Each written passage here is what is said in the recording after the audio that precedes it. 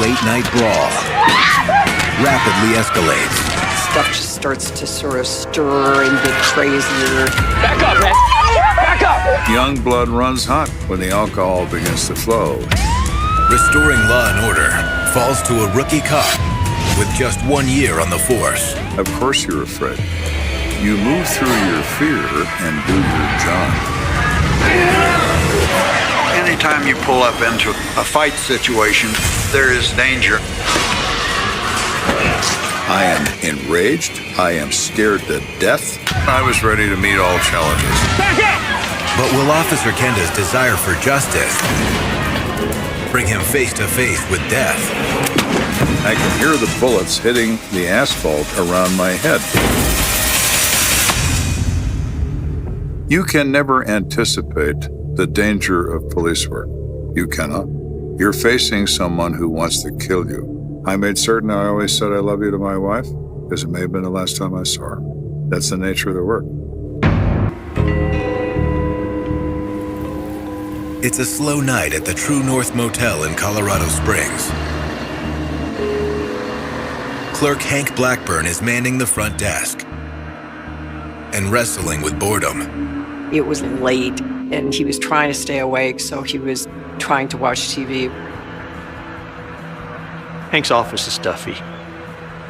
He goes to the window, open it. Outside, there's a crowd of bar patrons hanging out on the street.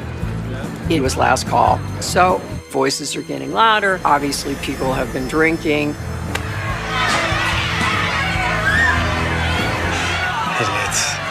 It's not unusual during the overnight shift. God damn it. He's having a problem with his television. It's flickering. He starts to fiddle with it, trying to get the cloudiness cleared up.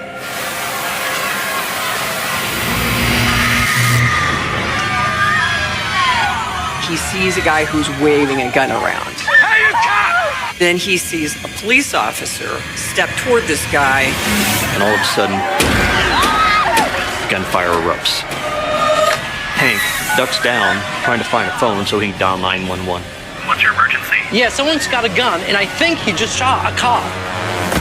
Across the street, Officer Steven Zelnick rushes to the aid of his brother in arms. Joe, talk to me. Are you hit? He's trying to see if he feels blood or if there's a pulse or what's going on. Talk to me.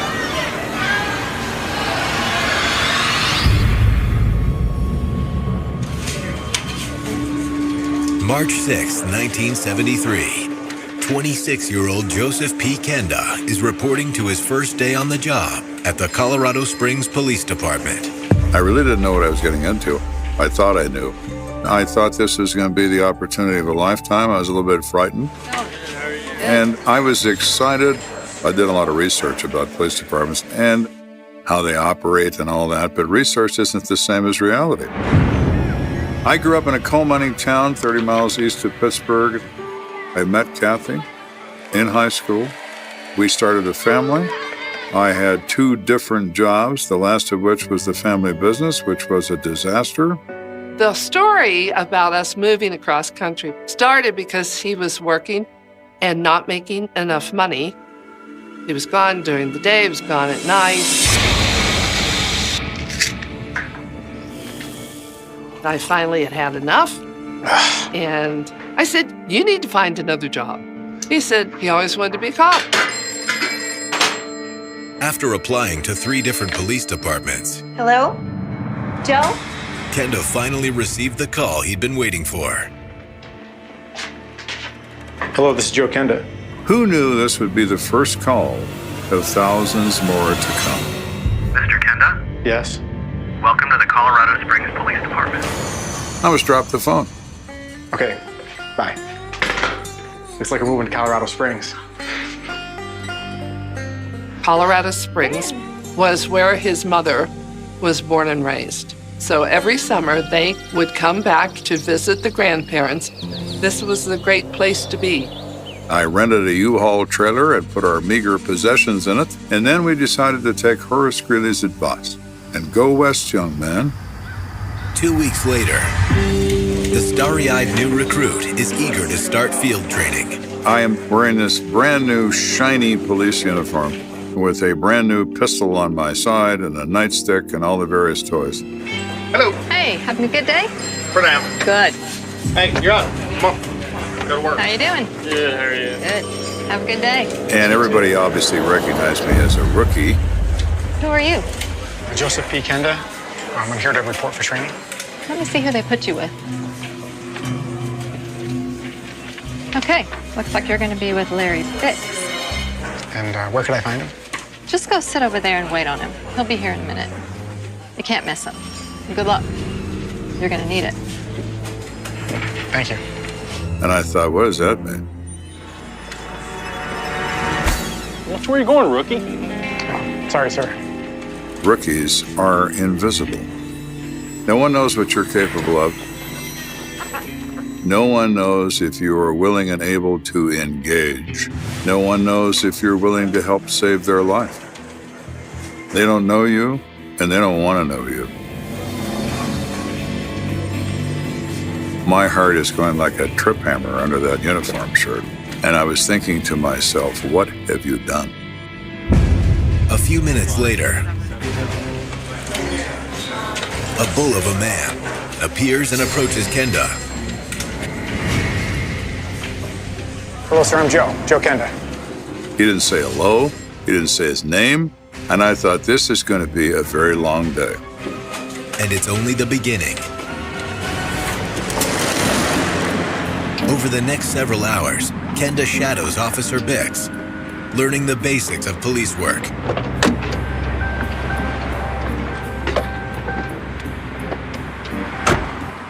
You work alongside a veteran police officer.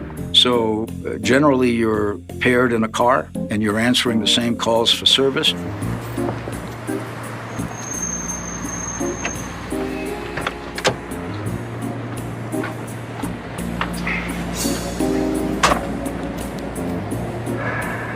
And you would learn by watching and listening and doing what the real policeman in your car told you to do.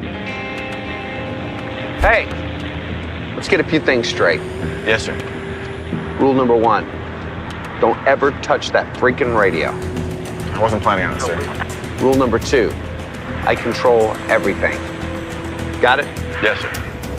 At some point it shifts. You become the person who handles the call. Until your training officer feels you're ready, and then you're tossed into the deep end of the pool.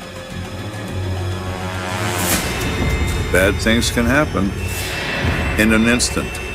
You have no idea who somebody is that's in a car that you just stopped for a minor traffic violation.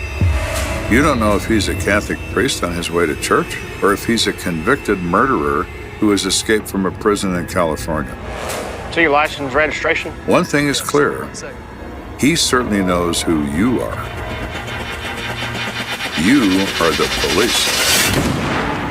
As the two men patrol a South Side route, Officer Bix breaks down the ins and outs of shift work.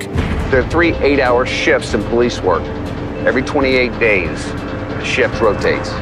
1 month would be midnight to 8, next month would be 4 to midnight, and the next month it was 8 to 4. You rotated backwards. You just described to me what exactly was taken. There was quite a difference between day shift A couple $100 gone. Okay, so and say midnight shift work.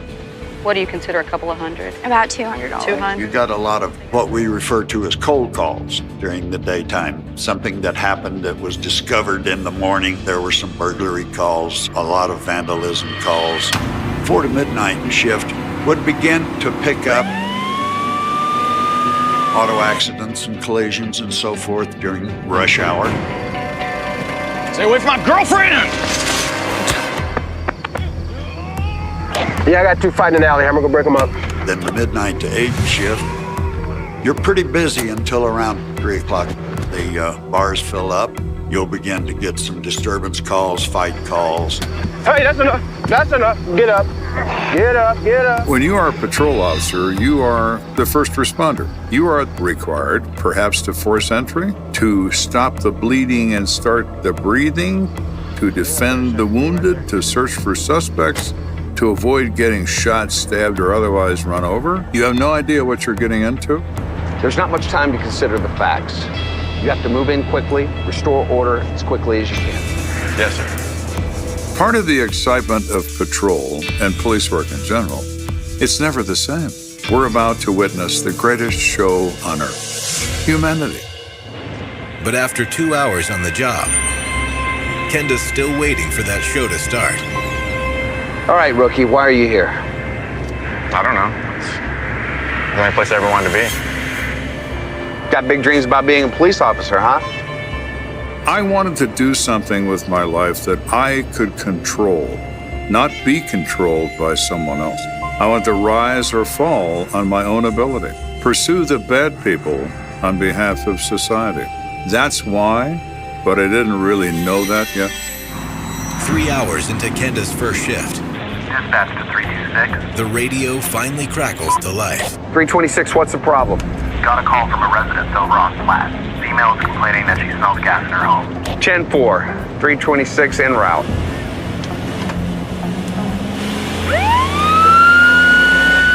"15 minutes later, Kenda and Bix find themselves inspecting a kitchen stove.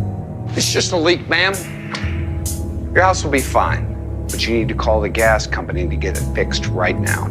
This wasn't exactly what I had in mind. Responding to a problematic stove didn't strike me as exciting cop work. In the meantime, keep your windows open, make sure there's fresh air blowing in and out. You wonder why people call the police for a leaking stove and not the right people? Thank you, officer. You're welcome. Thank you. Because the police will come 24 hours a day, 7 days a week. Get a lot of calls like this, sir? We're on the day side, kid. We can't throw you out on the front line first day on the job. You're too green. You gotta understand, you're not ready for the night shift yet. Seems an awful lot like community service. Just you wait, rookie. Just you wait. Kenda's first call of the day didn't meet the expectations of police work. But at 2 p.m., the second call comes in. Car 326, come in. Will it offer up the action he's been hoping for? Go for 326. We have a call from a woman screaming. Sounds like a domestic disturbance. It's been traced to 511 Racine Road. Crap. What is it? I've been to this address before. You get kind of excited about it, like, how are we going to approach this? What are we going to do? Okay, rookie, look. This is a hot call. I need you to watch my back. Yes, sir. Don't screw this up. Okay, sir.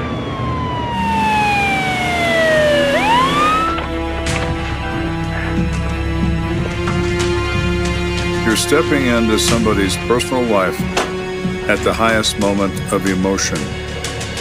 They are angry with each other, but they can turn and become angry at you. And I'm about to learn it's the most dangerous call you can get.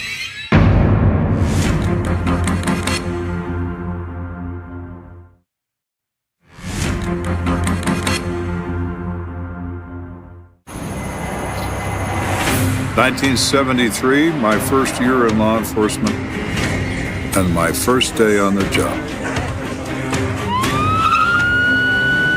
I'm in field training with Training Officer Larry Bix, and we just got our first call of distress. A domestic disturbance? Damn. And I'm about to learn it's the most dangerous call you can get. Can you tell me what's happened, ma'am? My husband's crazy. Was it your husband that's done this to your face? Yes. The most common 4 words you hear when you arrive from a female caller: I want him arrested. Can you tell me where he is? He's inside. Stay with her. Radio for medical assistance. Yes, sir. I'll call you if I need you. She's been beaten, her eye is swollen, her face is bruised, there's blood dried on her lips. Ma'am, the ambulance will be here soon. So just wait here with me, okay? Kenda! Wait here. All day, Kenda's been itching to see some action. Until the ugly reality kicks in. That knot comes into your stomach instantly. It's frightening. It is an adrenaline boost. If anybody ever tells you that they're not afraid, they're either lying or they're insane. Of course you're afraid. I was afraid all the time. Can you pin his arm? Get away from me! I didn't do it. You move through your fear and do your job. It wasn't me. Is that heroic? No, it's not. It's the most overused word in the English language. You have a job to do, you're being paid to do it. You swallow the fear and you proceed.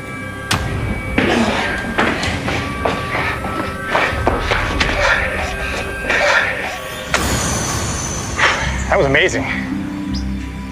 Calm down, Johnny Law. You think this is fun? Yes, sir. No, sir. Not at all.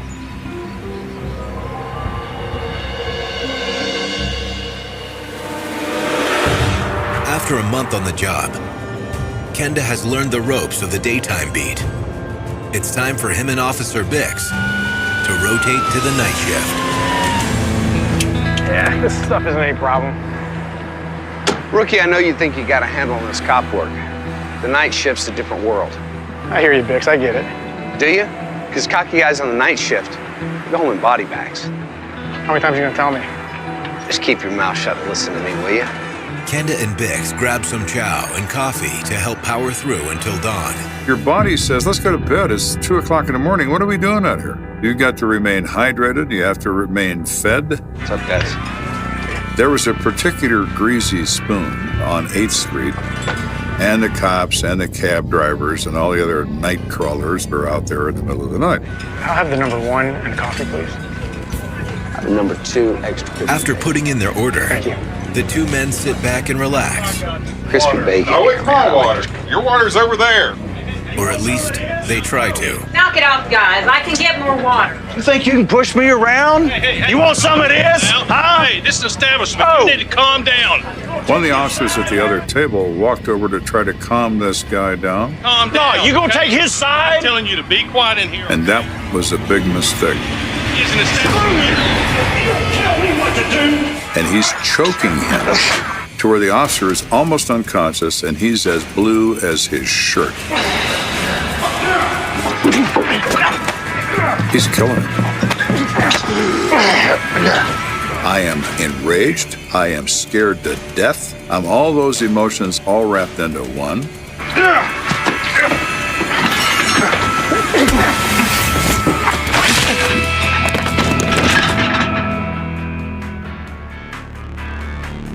What I didn't see was a stainless steel cream dispenser on the counter, and I flattened it with his face. Oh, Jesus. Oh, I mean, I had to. Of course you did. He's reaching for a night. Good job. Nice job, kid. We owe you one. Get your ass up. You're under arrest.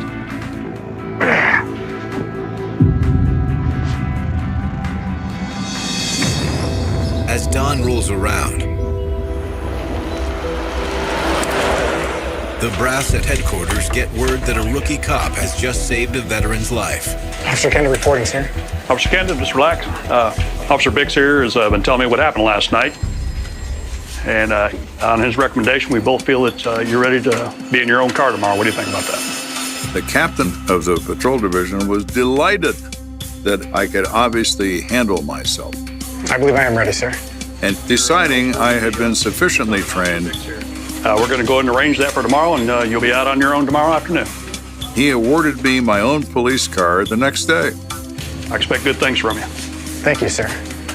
It was great working with you, Bix. Yeah. You'll do all right out there, kid. Thank you again, sir. I won't let you down. Better not. Kenda is happy to be done with training, but he also understands what it means to be out on patrol alone. And before long, Kenda will learn firsthand just how dangerous police work can truly be. Back up! I need back up!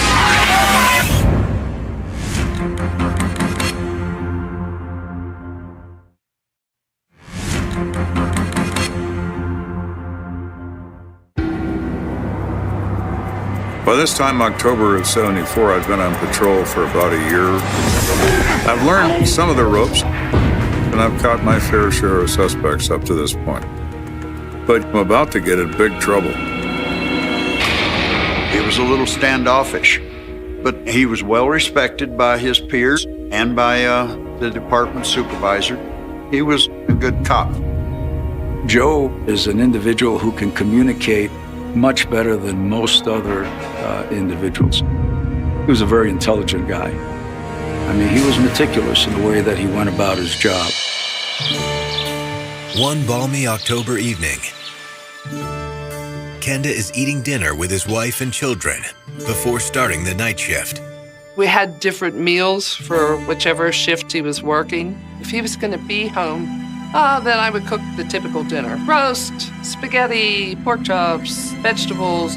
Make sure you try your carrots also, buddy. It'll help you see better at night.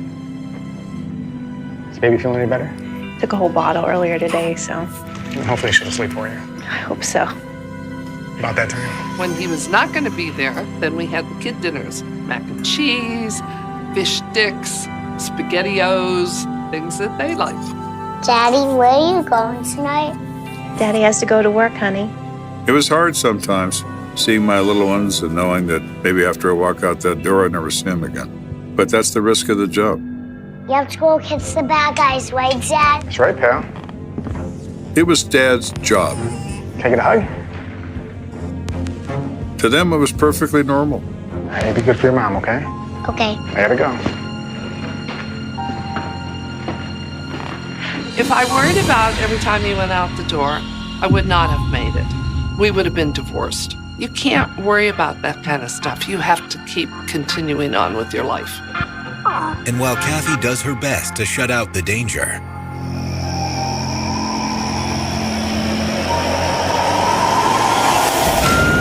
her husband relishes it. It's addictive. It was for me. It was an adrenaline rush. The more trouble there was, the more I liked it. And I found that when things were at their worst, I was at my best. After a year on patrol, Kenda has developed crucial relationships with several people who roam the streets on his beat. Hey, Billy. Well. If it ain't the best police officer in town. How you doing? I'm all right. He had the biggest cowboy hat I've ever seen in my life. It was 3 sizes too big. He lived under a bridge, and if he was awake, he was drunk, and I was his favorite person. Can you give me a ride? Have I ever said no? Hop in. So you the best. These are the invisible people that society doesn't want to know who they are. I was their taxi cab, I was their friend, I was their contact. They know what's going on. They know who's got a gun. They know who's planning a crime. They listen to the jungle drums. Let's talk about it. And that kind of information is incredibly useful because they're volunteering. You're not asking for it. They're just giving it to you because they like you. Little does Kenda know, this quick trip across town will be one that would nearly cost him his life. All right. Thanks, Kenda. Thank you, Billy. Until next time. All right. Oh, I see this guy. He's in my headlights. He's standing in the street with a hubcap. What's he doing with those? I don't know, but I'm gonna find out. All right, later, cowboy.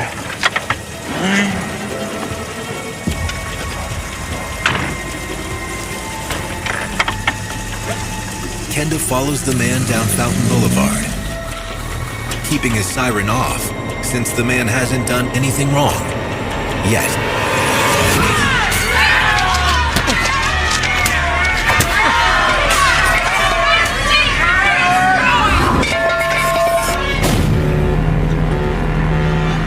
I look in that parking lot, there are people in a rolling fist fight.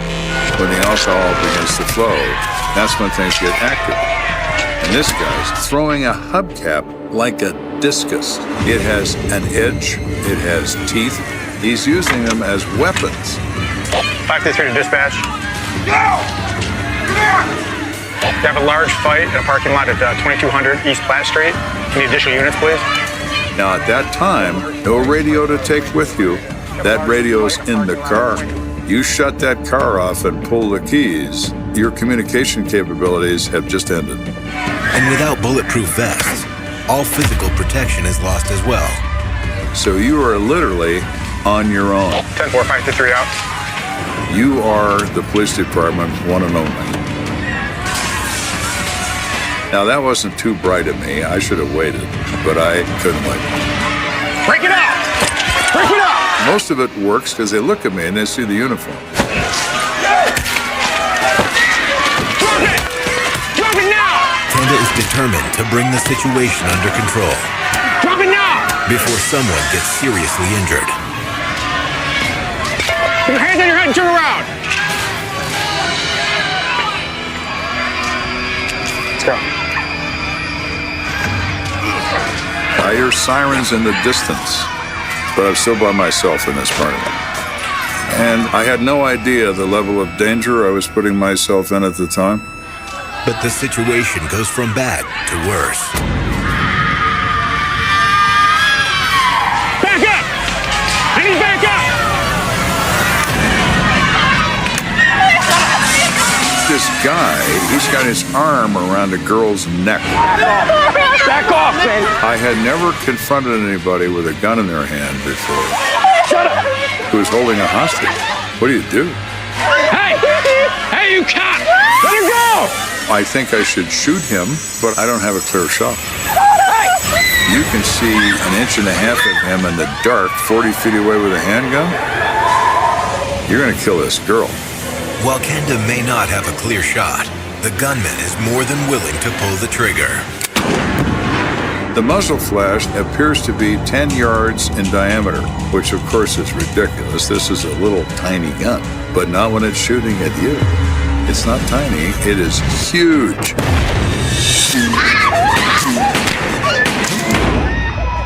Kenda feels a jolt of pain and then numbness. And I can hear the bullets hitting the asphalt around my head. I believed I was going to die. And I hear doors slamming. Where is the officer? And people coming. My first thought is, where am I shot? Joe! I believed I'd never see my kids again. I believed I'd never see my wife again. I thought, this is it. I've been a policeman for a few months and I'm dead in this parking lot.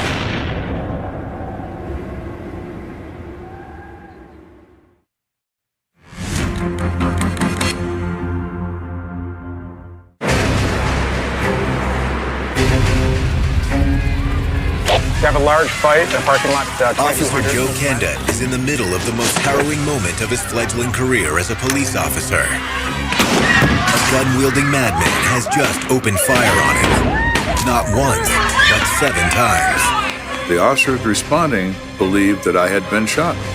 He put his arm over me to protect me from the crowd.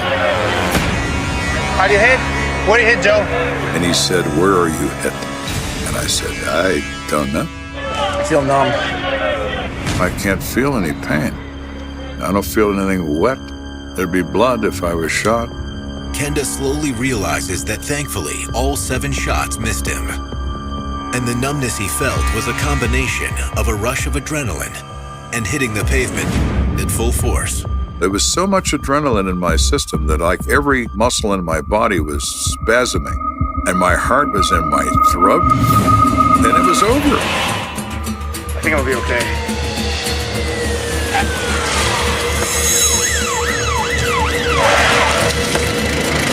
Where is he? After I get over the fear, I'm gonna catch this guy and throw him in a jail cell. I am wild. He made a run for it. Hey, are you guys okay? Yeah, we are okay. The suspect took off in that direction. He went that way? Hey, let's go get him. Still seething, Kenda scans the crowd of people who were involved in the brawl. At this moment, they are all active participants in a major bar fight. Nobody leaves here until they talk to me. Is anybody hitting the crossfire? Surprisingly, no. How could he miss? Well, rather easily. With a small handgun in the dark, 40 feet away, he's a terrible shot. Thank God. Officer's mate is gonna take your guy who was throwing the hubcaps down to the station.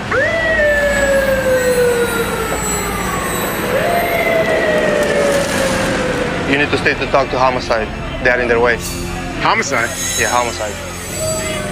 When a police officer is a victim of an attempted murder, particularly involving gunfire, they consider that to be very serious. If you'll shoot a uniformed policeman, you'll shoot anybody. All right, but I'm going to detain as many people as I can. Patrol officers establish the crime scene parameters. They identify the victims. They identify the witnesses. They protect and preserve evidence. And when detectives arrive, patrol hands it off. Kenda hasn't interviewed many eyewitnesses in his short career, but he's already discovered a knack for it. Are you okay, ma'am?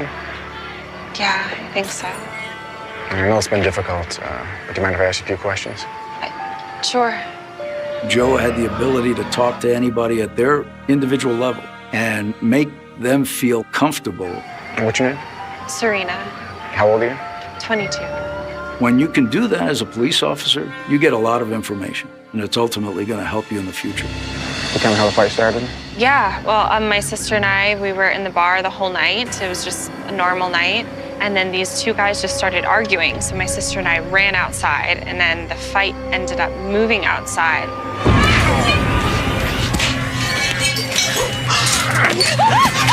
And then that's when the guy grabbed me. Back up! Back up! She doesn't know the guy with a gun, but she remembers that he grabbed her while he was confronting another guy. Nick, come on, man! And he called him Nick. Kenda's interview with Serena Mills has yielded the name of the shooter. But fellow officers cut the interview short. Joe, come here. You need to stop. What do you mean? You are the victim. You cannot investigate your own crime scene. You're gonna need to talk to the detectives when they get here and give them a full statement. But I barely saw anything. I mean, all I know it was a white guy. That's what you're gonna tell them. They keep telling me I'm a victim. I'm not a victim, I'm a policeman. What the hell are you talking about? I can't be part of this. That was so difficult for me. Only minutes later, an unmarked cruiser arrives, and two homicide detectives take over the scene. Now, I'm in a position for the first time in my short tenure on the police department to be standing there not doing anything while everybody else is busy, and I see the detectives wearing sport coats and ties, and I knew that's what I wanted. Which one's Kenda?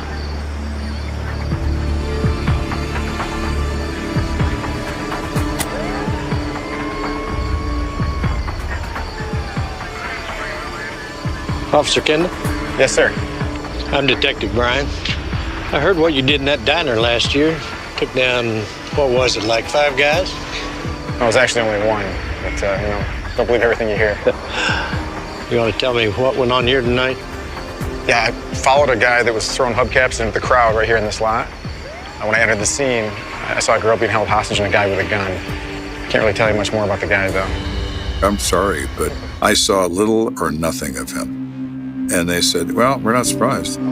It is very, very difficult to have a clear memory of a traumatic event. People here did hear him being called Nick, if that's any help. Every little bit helps. It's all part of one big puzzle. If we put this puzzle together, we have that guy that tried to kill you locked up in no time. Appreciate it, sir. I was attracted to that line of work because you had to be able to think. You had to be able to analyze how people behave. I don't understand people, but they interest me. And that fascinated me.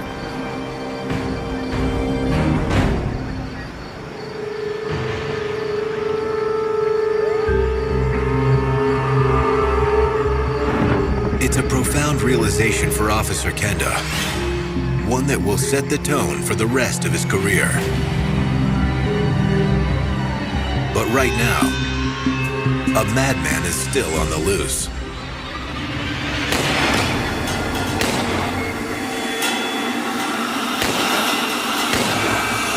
You hear that? And we hear gunshots in the distance. You, come with me.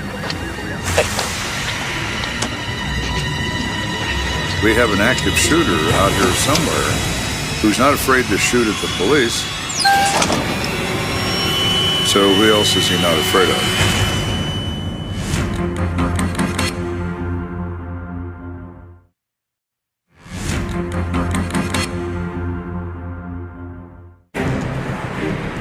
I'm a helpless cop at the moment because I cannot participate in this investigation. I survived the shooting. I'm alive. The shooter, Nick, is really dangerous. We need to get him off the streets. Now we hear shots in the distance, radio screaming, and we're hopeful that we have cornered him somehow.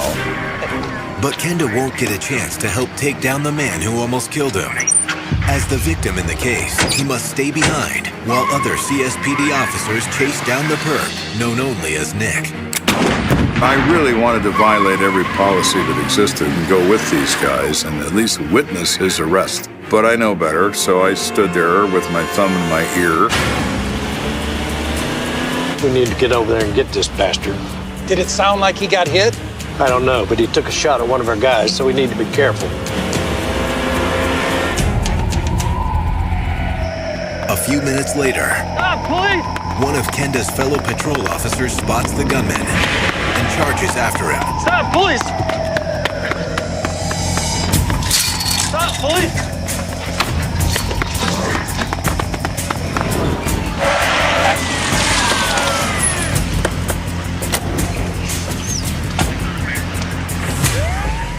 Is he in there? Yeah, well, I saw him go in there. He locked himself in. You want us to go in after him? We're gonna have to. If Nick is inside with the gun, this team of cops is about to get shot at.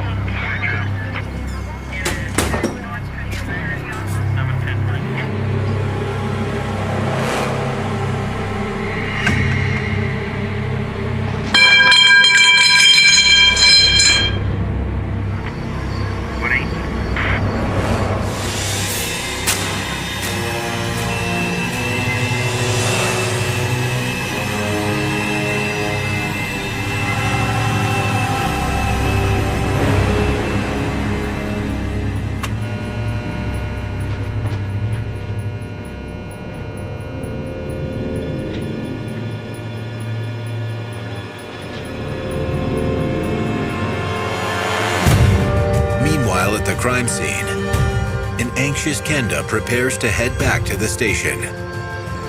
Why so glum, kid? You're alive. You're here too, huh, Bix? I got the call. Heard it was you. Thought you might have got hit. Looks like you're gonna be okay.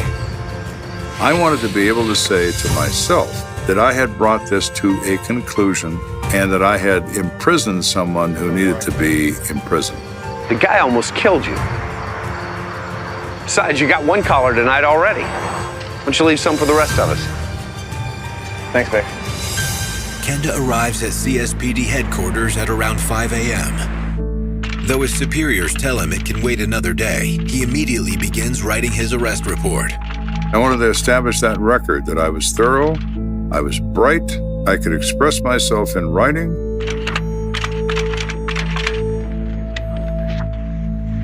It is a critical step in getting selected for investigations. Around 9 a.m., an exhausted Kenda clocks out and heads home from the shift that nearly claimed his life. I remember that day. I said, "What happened?" And he said, it was a bad day at work. It was a shootout. And you think, oh, crap. When Kenda reports for work the following evening, he assumes his fellow officers have the shooter, Nick, in custody. Yes, sir. But he's in for a surprise. I understand. What can I do for you, kid? Was there any luck with the guy that shot at me, sir? I can't tell you much, kid, but all I can say is we haven't got him yet. Thank you, sir. Thank you. For the next 3 months, CSPD tries in vain to bring Kenda's attacker into custody. This incident alone certainly fueled that desire. I wanted to be a detective because now I want to be part of the resolution. I'm tired of being part of the initiation. What about the resolution? Finally, in January of 1975, investigators operating on a tip from an informant track the shooter, Nick, to an apartment on the east side of town, and he is apprehended without incident. Hey, Joe, look, it's the guy that shot at you. Really? His name is Nick Garner. He looked dangerous. He looked kind of scared. And he's the guy that tried to kill me, tried to take my life, tried to prevent me from ever seeing my wife and kids ever again. And yet he looks like a little drip. So how'd you land him? Detective Brown was able to dig up a few witnesses. He got the address of some relative's house where he was hiding out. Nice.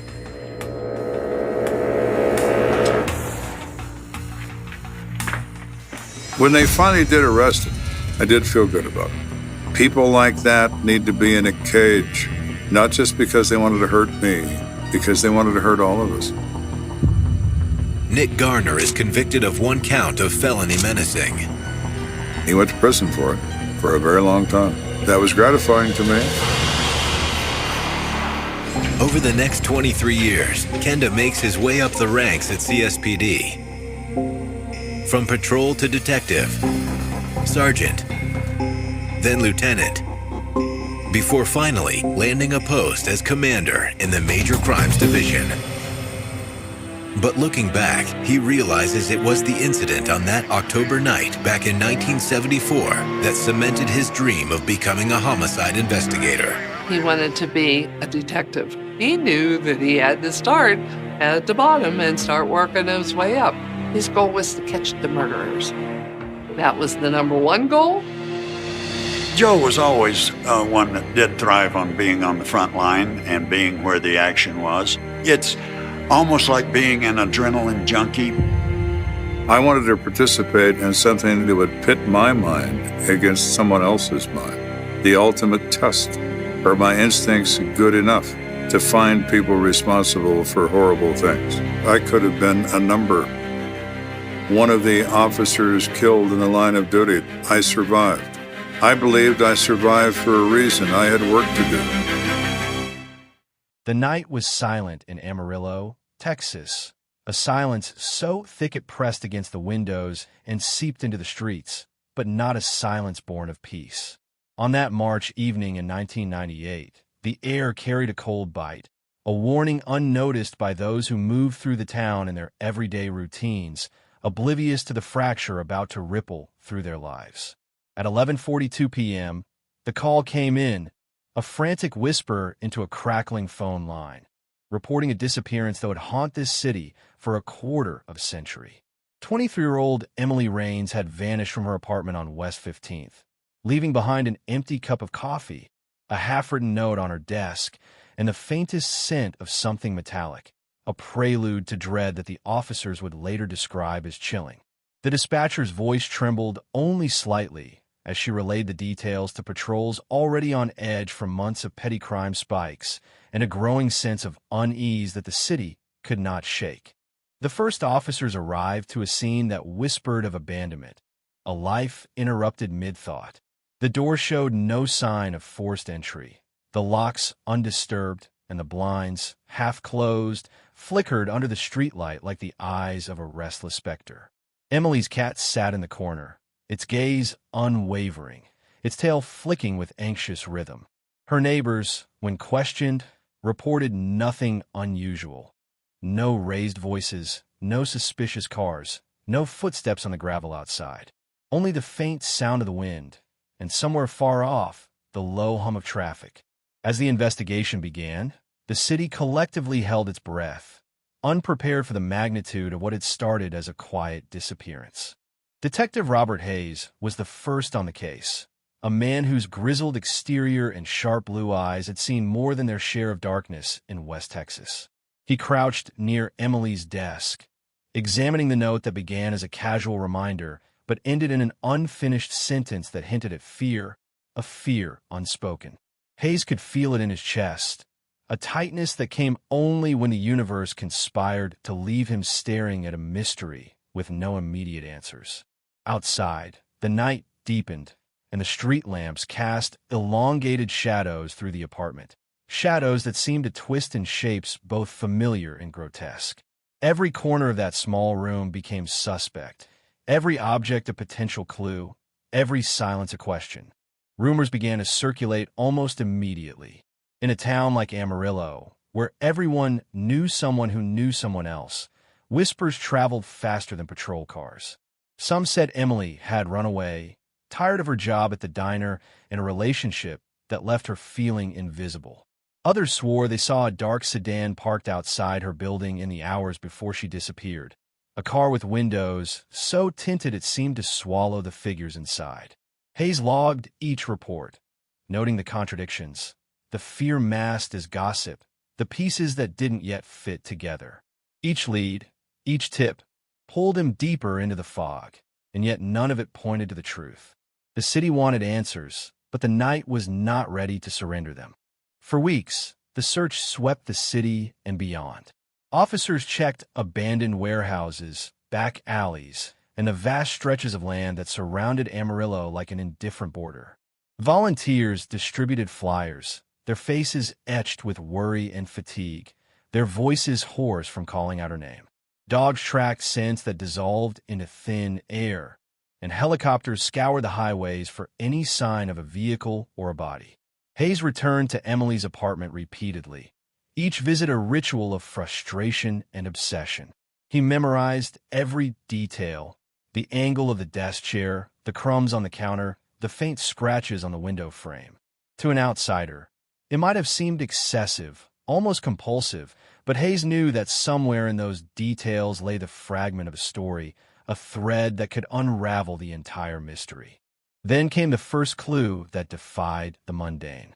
A local trucker reported seeing a figure matching Emily's description near an abandoned grain silo on the outskirts of town, carrying a large bag.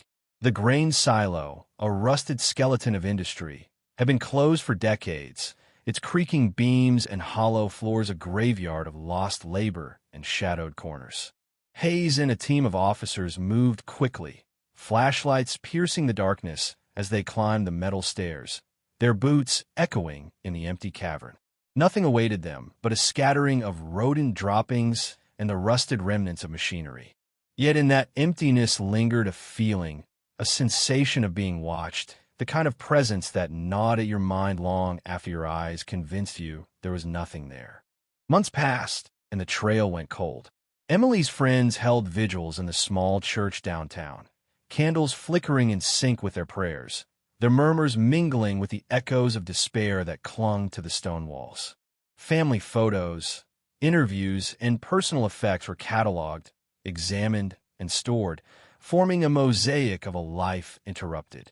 Hayes, meanwhile, combed through the growing files, each page a testament to dead ends and false leads. Anonymous calls came in, sometimes in the dead of night, offering fragments of information that crumbled under scrutiny. A local psychic claimed to see Emily near a water tower. Another tip suggested she had been taken across state lines. Hayes followed each, chasing shadows through the labyrinth of the unknown, each dead and tightening the grip of obsession around his mind.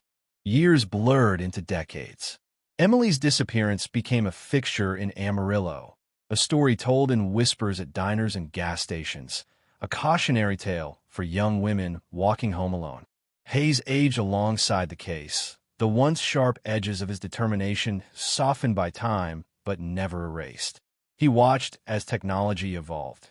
DNA analysis, cell phone triangulation, digital footprints. But the evidence from that night was stubbornly analog, a relic of a pre-digital world that refused to yield secrets.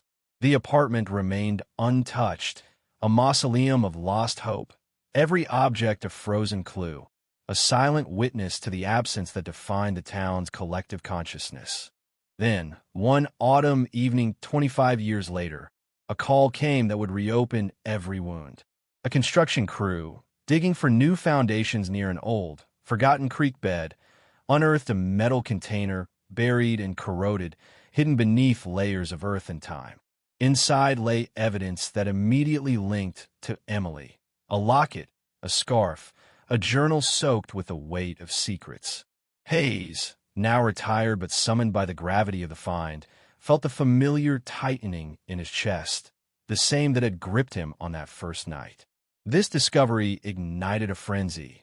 Investigators returning from across the state, forensic experts dusting for traces, analyzing fibers, and piecing together a story that had lain dormant for a quarter century. The journal, surprisingly intact, revealed fragments of Emily's final days, an anxiety that escalated into fear, mentions of someone who watched too closely, someone who followed, whose presence she could feel yet never name. Hayes read each entry with a reverence that bordered on desperation, the words painting a portrait of a young woman trapped in circumstances that were only now coming into focus. The entries spoke of clandestine meetings, whispered threats, and a sense that something unimaginable was imminent. Investigators cross-referenced every detail with old reports, traffic logs, and sightings, slowly weaving a narrative from fragments that had seemed meaningless for decades. And yet, even with these revelations, the case retained its air of mystery. Who had taken Emily? Why had her trail gone cold for so long? The city held its breath as the investigation reopened, as reporters swarmed, as curiosity turned to obsession. Hayes, standing once again in front of her empty apartment, traced his fingers along the dust-covered windowsill, imagining her there, imagining what had been seen and not seen, known and unknown. The past and present collided in the dim light, shadows stretching across walls that had witnessed too much silence. Emily's face, her last smile, the uncertainty in her eyes as she wrote that unfinished note, haunted every step of the renewed investigation. Amarillo waited. The community waited. And somewhere, in the quiet spaces between memory and evidence, the truth lingered, intangible, elusive, like the cold bite of the Texas night air that had first whispered fear into the city 25 years ago. Each revelation brought new questions, and each question widened the gap between understanding and closure. Hayes knew, as he had known all those years ago, that some secrets leave scars not only on the people who search for answers, but on the very soul of the town itself. The clock ticked on, unyielding, as Amarillo grappled with the echoes of a past that refused to remain silent. The city suspended in the tension between what had been lost and what might finally, one day, be revealed. The discovery by the creek bed sent shockwaves through Amarillo that even decades of resignation could not dull.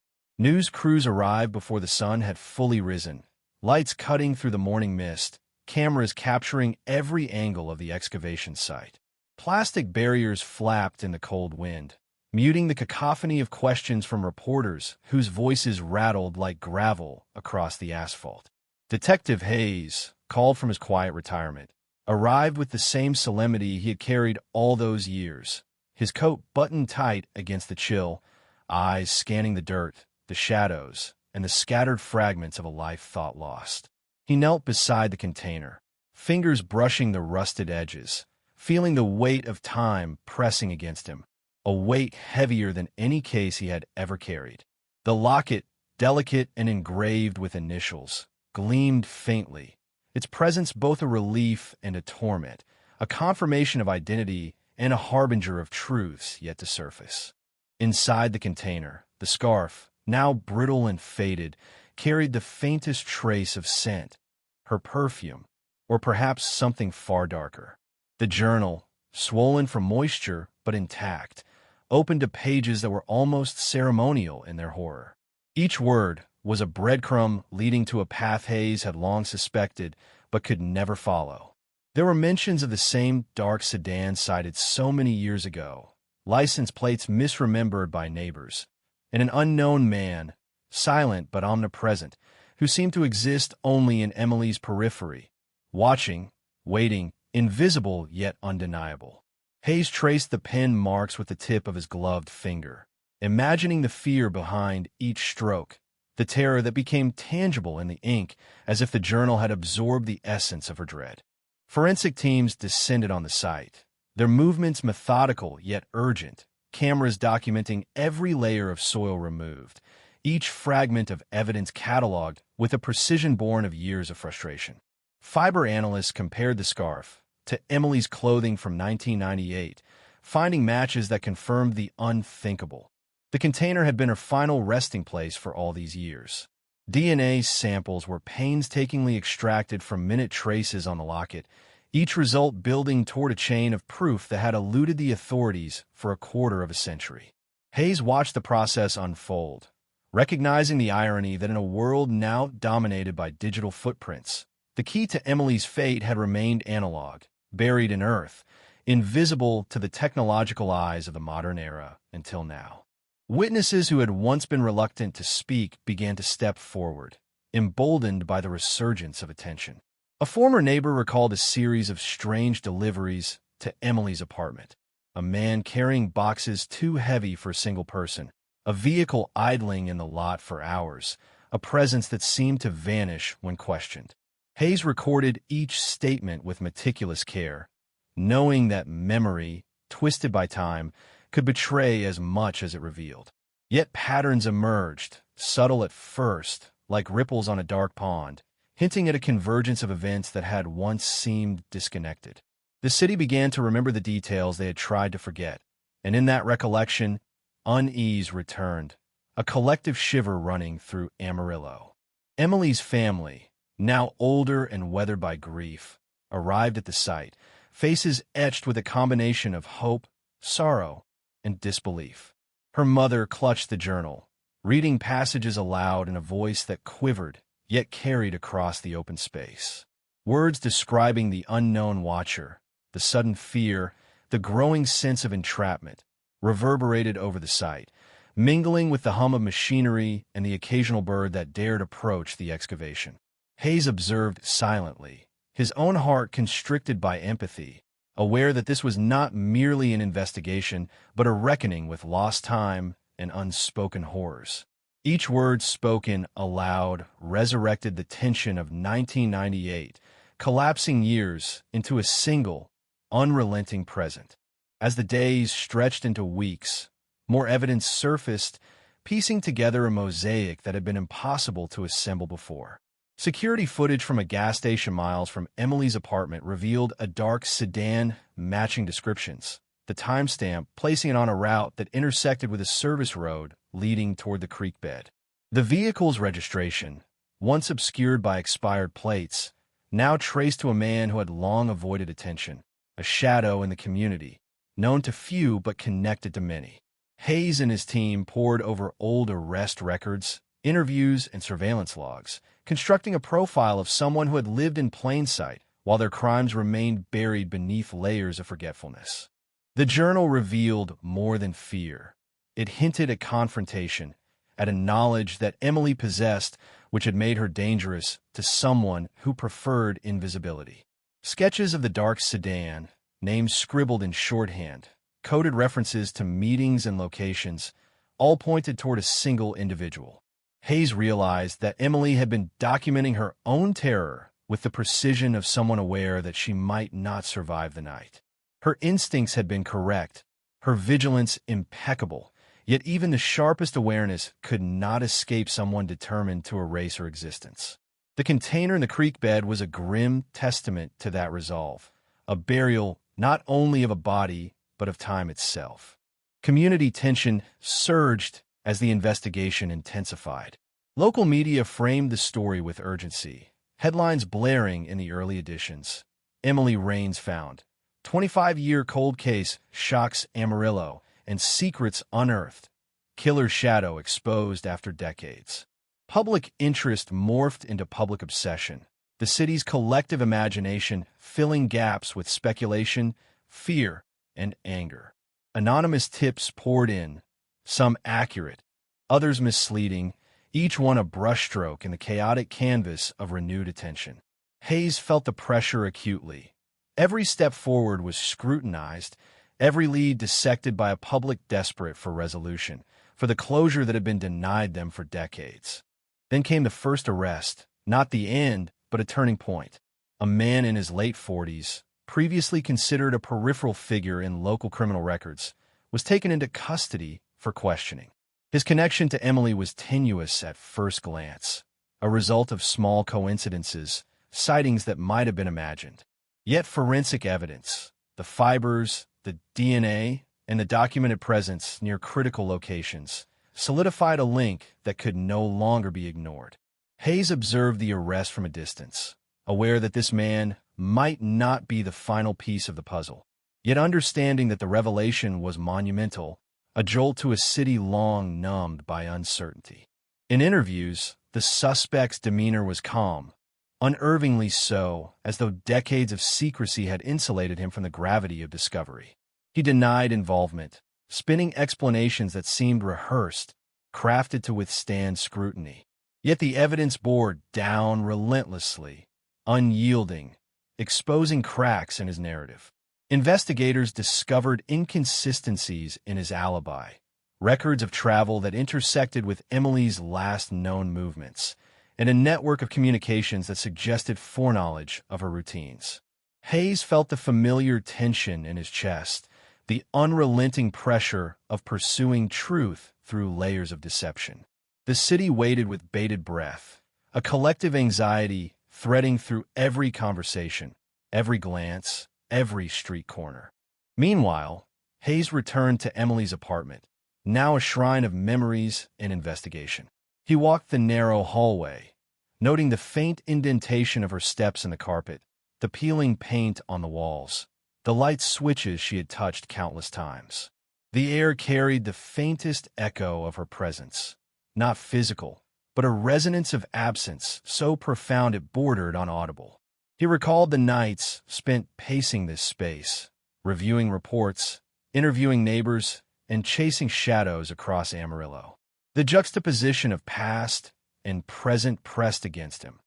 What had been speculation now bore the weight of evidence, yet the emotional truth of loss remained untouched, a scar that no discovery could erase. The city itself seemed to hold its breath as investigators expanded their focus, tracing contacts, re-interviewing witnesses, and examining patterns of behavior that had previously gone unnoticed. Hayes noted a series of minor thefts, suspicious vehicles, and unexplained encounters that in isolation appeared trivial, yet when recontextualized in light of the container's discovery, revealed a subtle, calculated pattern. Emily had been watched, followed, and manipulated, her life mapped and surveilled with chilling precision. Hayes felt the gravity of time's passage. The killer had counted on decades of oblivion, but the inexorable persistence of investigation had defied that calculation, peeling back the layers of secrecy one painstaking step at a time. And yet, even with the arrest, the air remained heavy with questions. What had motivated such meticulous cruelty? How had someone maintained invisibility for so long in a town that prided itself on knowing its neighbors? Hayes understood that some answers would emerge fully only through confession, only through the unraveling of a mind long concealed. The city's pulse quickened with anticipation, each day a step closer to revelation, yet also a reminder of the years lost, the absence endured, and the quiet horror that had permeated every corner of Amarillo for 25 years. The suspect's calm demeanor belied the storm gathering in Amarillo. Hayes watched from a shadowed corner of the interrogation room, the fluorescent lights overhead flickering as if in rhythm with the tension that filled the air. The man's eyes were steady, unwavering, a mirror of someone who had lived decades under the radar, whose secrets had been buried not just in soil, but in the routine of everyday life. His voice, measured and deliberate, offered explanations that danced around incrimination, his stories carefully constructed to exploit gaps in memory and documentation.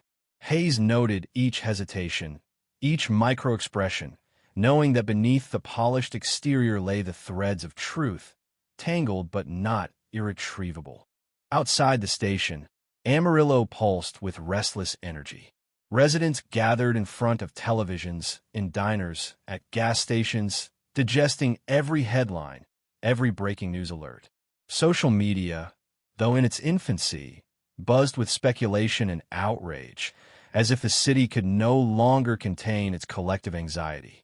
Every glance down a street, every darkened alley, became suspect, a reminder that for 25 years, fear had been a constant companion. Hayes felt the weight of the city pressing against him, a pressure that made every movement deliberate, every decision critical. The investigation was no longer just about uncovering Emily's fate. It was a reckoning with decades of silence, inattention, and hidden menace. Inside the interrogation room, Hayes leaned forward, voice low, compelling, attempting to reach past the calm exterior to the concealed truths within. The suspect recounted fragments of memory, each story carefully curated, but discrepancies emerged, small, almost imperceptible inconsistencies that Hayes pounced on. He asked about travel routes, about vehicles, about people whose existence intersected with Emily's life in ways the suspect could not fully deny.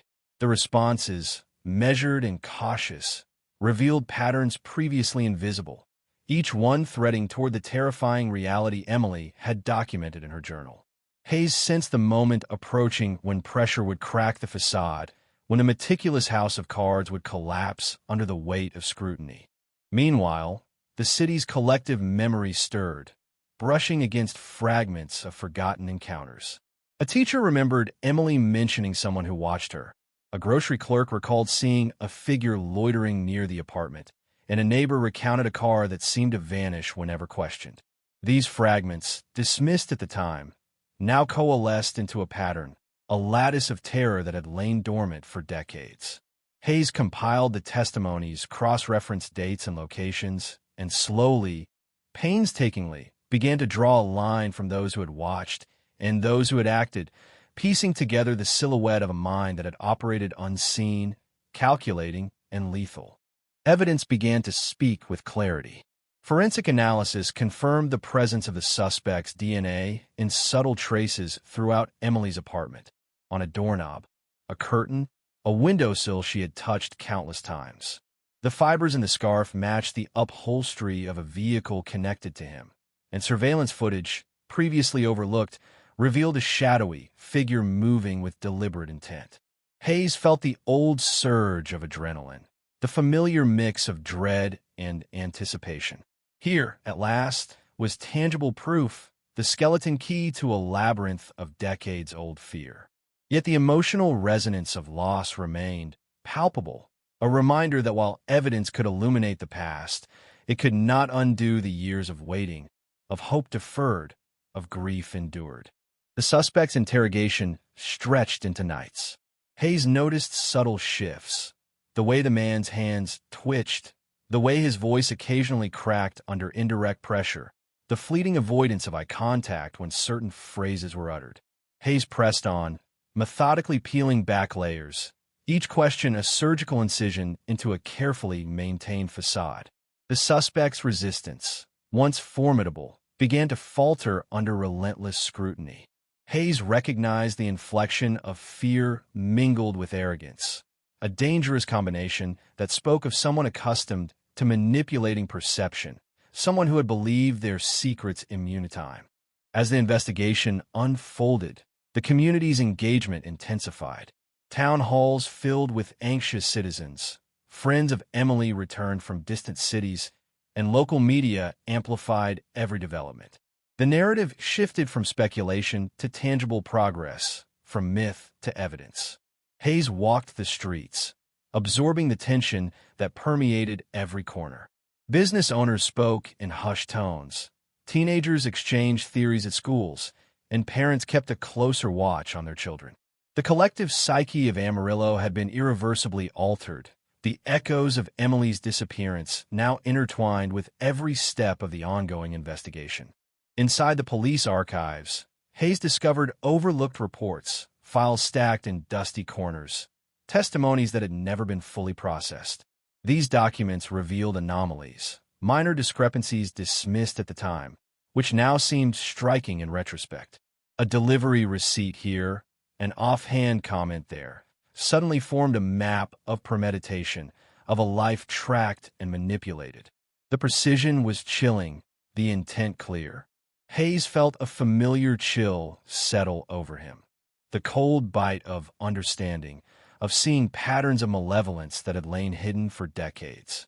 Emily's life had been meticulously observed, her final days documented in a way that now, decades later, offered a haunting clarity. Interviews with the suspect's acquaintances revealed a duality. Someone outwardly benign, socially integrated, yet privately meticulous in tracking movements, cultivating alibis, and maintaining secrecy. Hayes recognized the archetype, the predator who had learned to hide in plain sight. Each conversation, each detail, each revelation narrowed the space of uncertainty, yet the city's sense of security remained fragile. Amarillo had learned a painful truth. Malevolence could exist quietly, invisibly, for decades, eroding trust and leaving scars that persisted even after discovery. The suspect finally showed cracks under sustained pressure. Conflicting accounts corroborated evidence, and Hayes's persistent interrogation created fissures in the previously impervious facade. Hayes sensed the tension, a tangible electricity, as if the room itself anticipated the confession. Yet even as cracks appeared, the suspect retained elements of control, a dangerous reminder of how long he had perfected manipulation and evasion. The investigation became a psychological duel, Hayes leveraging patience and precision against decades-honed duplicity, each question a probe into a mind conditioned to survive by concealment. Meanwhile, forensic breakthroughs accelerated the unraveling. Advances in DNA analysis, combined with meticulous re-examination of the creek bed container, revealed connections that had been impossible to confirm in 1998. Minute traces of material previously overlooked now linked the suspect definitively to the burial site. Each new piece of evidence reinforced the emerging narrative. Emily's disappearance was not random, not a consequence of chance, but a meticulously orchestrated act, the execution of a plan executed with cold deliberation. Hayes felt the thrill of vindication mingled with sorrow, the truth illuminated, yet the human cost irreversible. The community braced for revelation. Schools held assemblies discussing safety and awareness. Local media broadcast round-the-clock coverage, and social spaces buzzed with speculation and fear. Hayes observed the city's pulse, recognizing the transformation from collective apathy to engaged vigilance. Emily's story had become the lens through which Amarillo now perceived itself, a cautionary tale of invisibility, oversight, and the persistence of justice. Even as the suspect remained unrepentant, the investigation moved inexorably forward. Hayes and his team meticulously documented every finding, cross-referenced every lead, and prepared for legal proceedings that would finally confront the long-buried truths. Each day brought new revelations, new corroborations, and a gradual, painstaking mapping of a crime that had defied resolution for a quarter century. The city watched, collectively holding its breath, aware that closure might be within reach, yet conscious that decades of absence could not be easily undone. And so, Amarillo existed in suspended tension, the past colliding with the present, the community caught between hope and horror.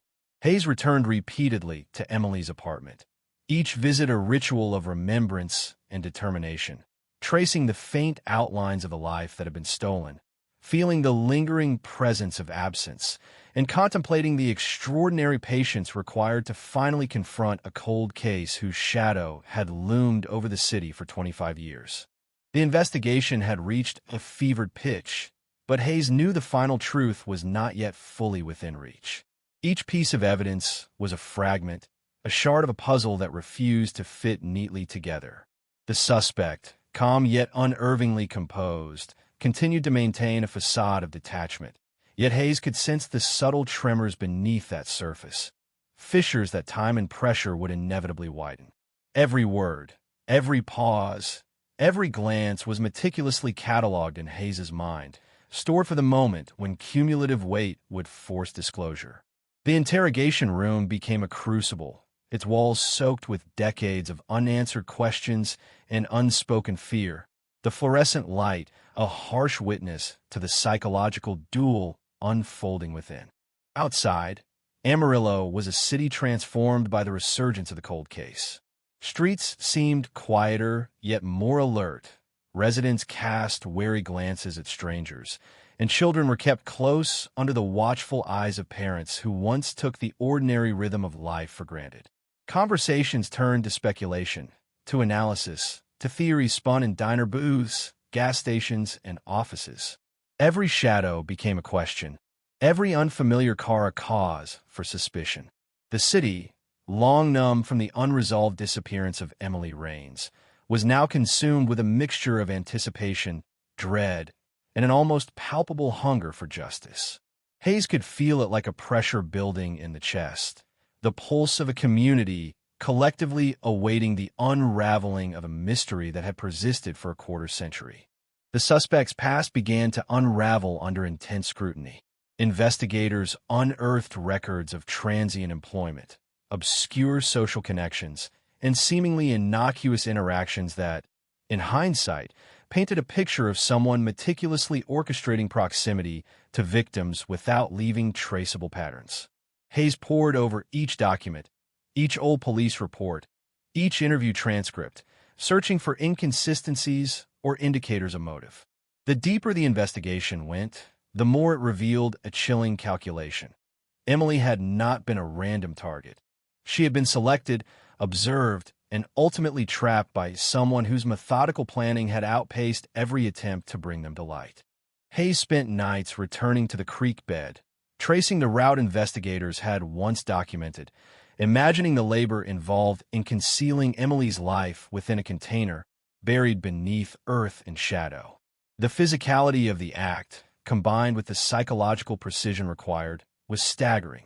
He considered the mindset of someone capable of such foresight, of someone able to move through society unnoticed while orchestrating a disappearance that would confound law enforcement for decades.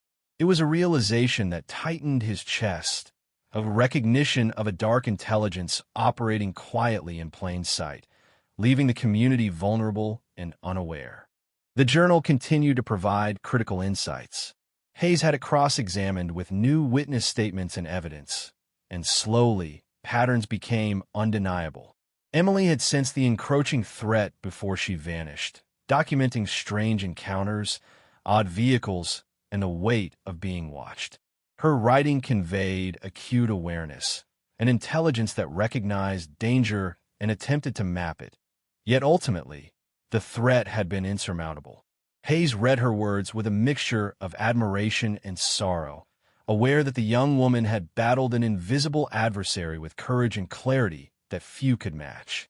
Community reactions intensified as more details emerged.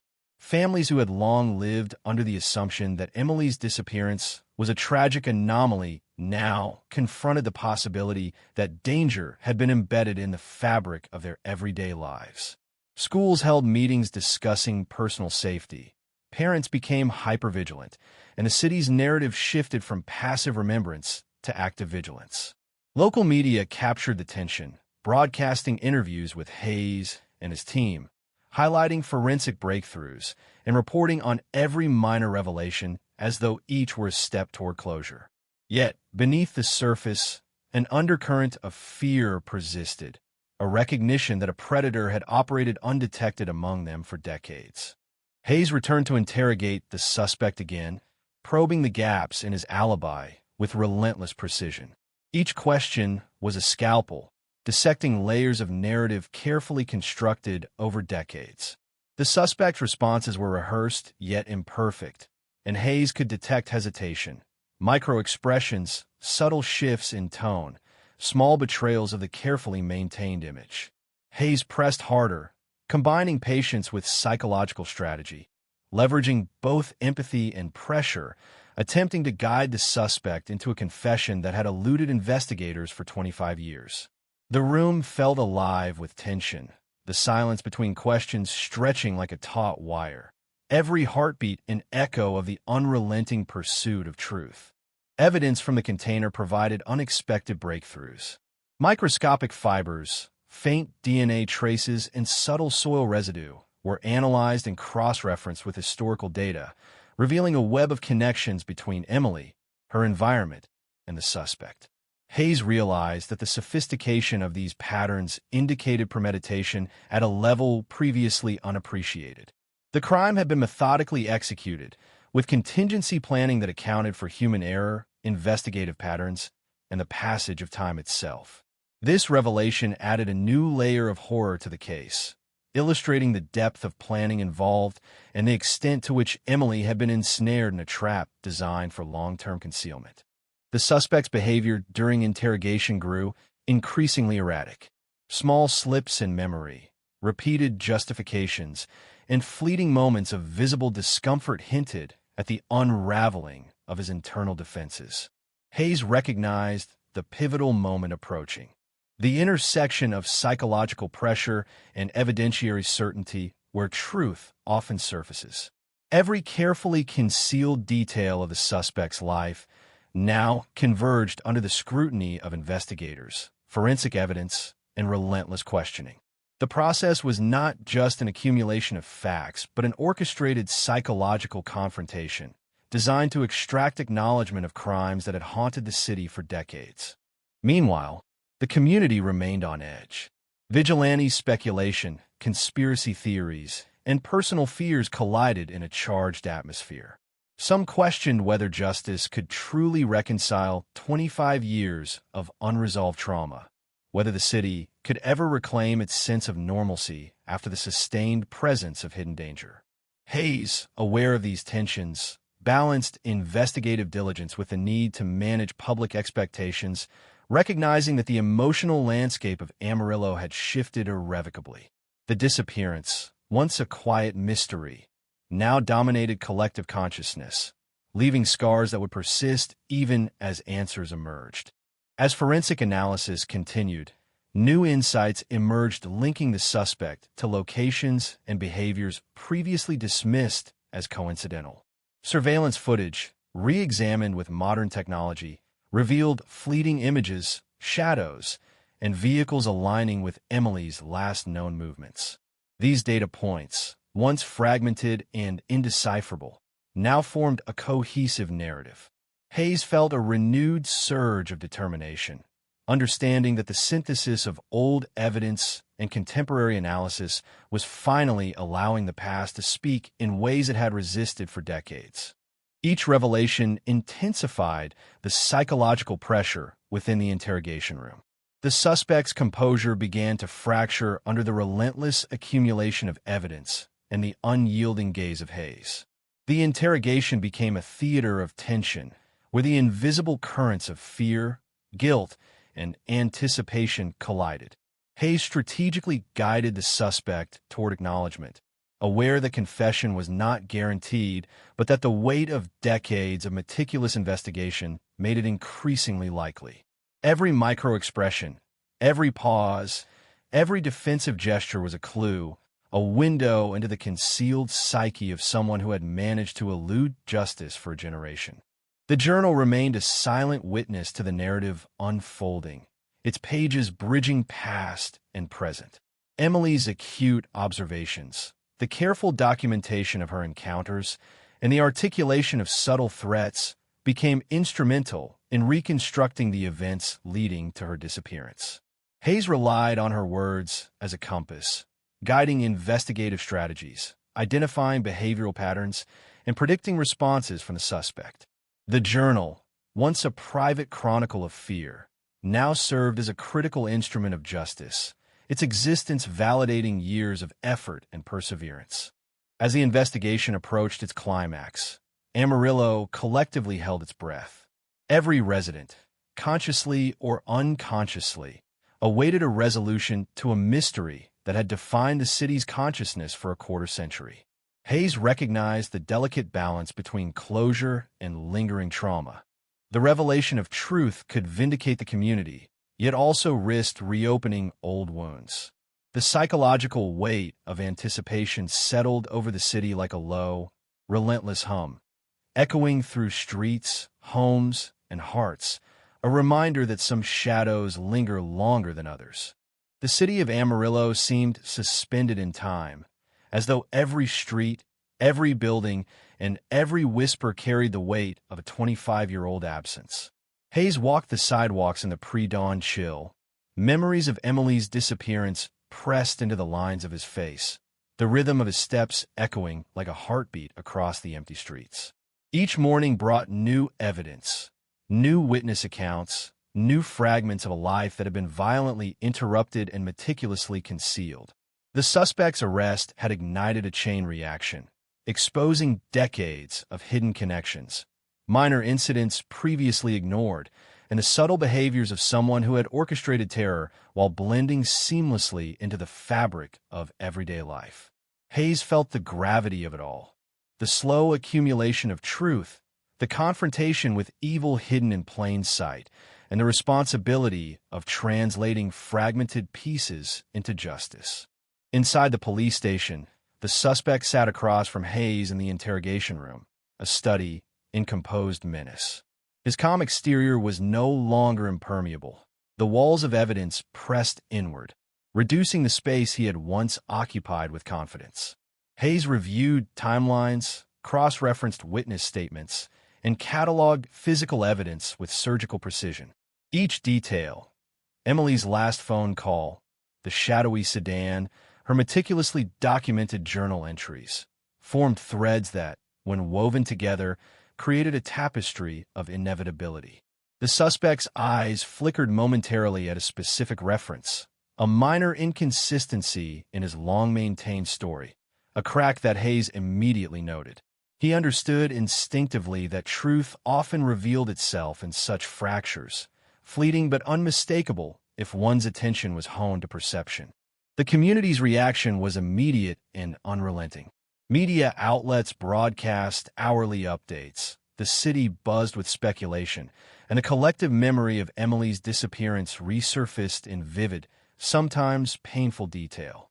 Families recounted tales of caution, neighbors remembered overlooked anomalies, and social spaces became forums for revisiting the fear that had pervaded the town for decades. Hayes observed this with a mix of professional detachment and empathy. He knew the power of unresolved absence and the corrosive impact of long-term uncertainty.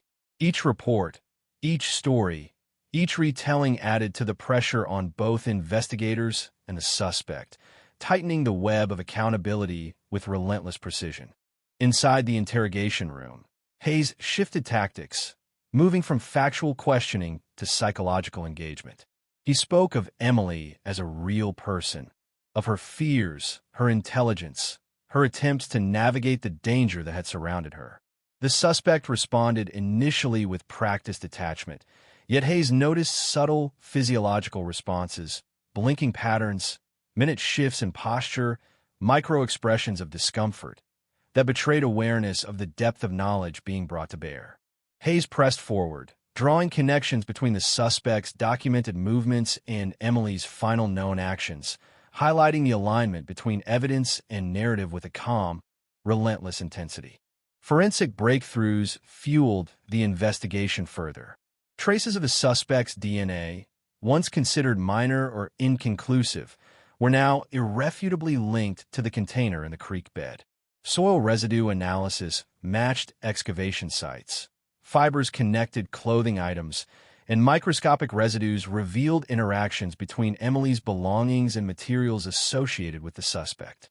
Hayes and his team compiled these findings with painstaking care, aware that each minute correlation strengthened the case, closing gaps that had existed for decades. The weight of evidence created a psychological inevitability, a mounting pressure that even the most practiced denials could not withstand indefinitely. Emily's journal remained central to understanding both her experience and the suspect's methodology. Her observations of surveillance, her coded notes regarding meetings and encounters, and her acute sense of being watched provided a blueprint for investigators. Hayes used these entries to reconstruct the timeline of events leading up to her disappearance, to anticipate the suspect's possible responses, and to identify previously overlooked patterns in his behavior. The journal was no longer merely a record of fear. It had become a tool of revelation, a voice bridging past and present, guiding justice toward a resolution that had been decades in the making. Community pressure and media scrutiny escalated in tandem. The city was gripped by a collective need for resolution, for confirmation that justice would be served. Public sentiment oscillated between anger, sorrow, and cautious optimism, with citizens following updates obsessively, seeking closure and accountability. Hayes understood that the case had transcended individual investigation. It had become a societal mirror, reflecting both the consequences of long-term neglect and the power of persistence. Each day, the city collectively confronted the tension between the elapsed years and the promise of imminent revelation. The suspect's demeanor began to crack under the relentless pressure. Small inconsistencies, repeatedly highlighted and cross-examined, forced him into defensive explanations that grew increasingly tenuous. Hayes, observing every gesture, every pause, every avoidance, applied the cumulative weight of evidence with methodical precision. The suspect's carefully maintained facade, built over decades of evasion and manipulation, was now in jeopardy, and Hayes could sense the pivotal moment approaching, the instant when psychological equilibrium tips and truth emerges, not through confession alone, but through the undeniable force of irrefutable documentation. Investigators expanded their review of historical materials, uncovering a network of overlooked interactions, minor offenses, and environmental clues that coalesced into a coherent pattern. Each piece of previously disregarded information contributed to a narrative that was no longer speculative. Emily's movements documented fears, and the suspect's activities intertwined with an inevitability that reinforced the case's strength. Hayes and his team worked tirelessly, synthesizing decades of fragmented information into a coherent strategy, bridging past and present with analytical precision that emphasized both detail and context. The psychological intensity of the investigation extended beyond the interrogation room. Hayes often found himself reflecting on the broader implications of the case, the fragility of community perception, the ease with which malevolent intent can operate undetected, and the emotional resonance of unresolved trauma. Each interaction with witnesses, family members, and community leaders reinforced the notion that the impact of Emily's disappearance had never truly faded. It had only lain dormant, waiting for the investigative momentum that would finally illuminate the truth. Hayes carried this awareness into every strategy, every question, every procedural decision, understanding that justice was not solely the application of law, but the restoration of communal equilibrium disrupted by prolonged absence. As the days unfolded, the combination of forensic evidence, eyewitness testimony, and journal entries began to converge. Hayes mapped movements, cross-referenced materials, and reconstructed scenarios with increasing precision. The suspect's responses, once confident, now revealed gaps, overlaps, and contradictions that amplified the investigative momentum.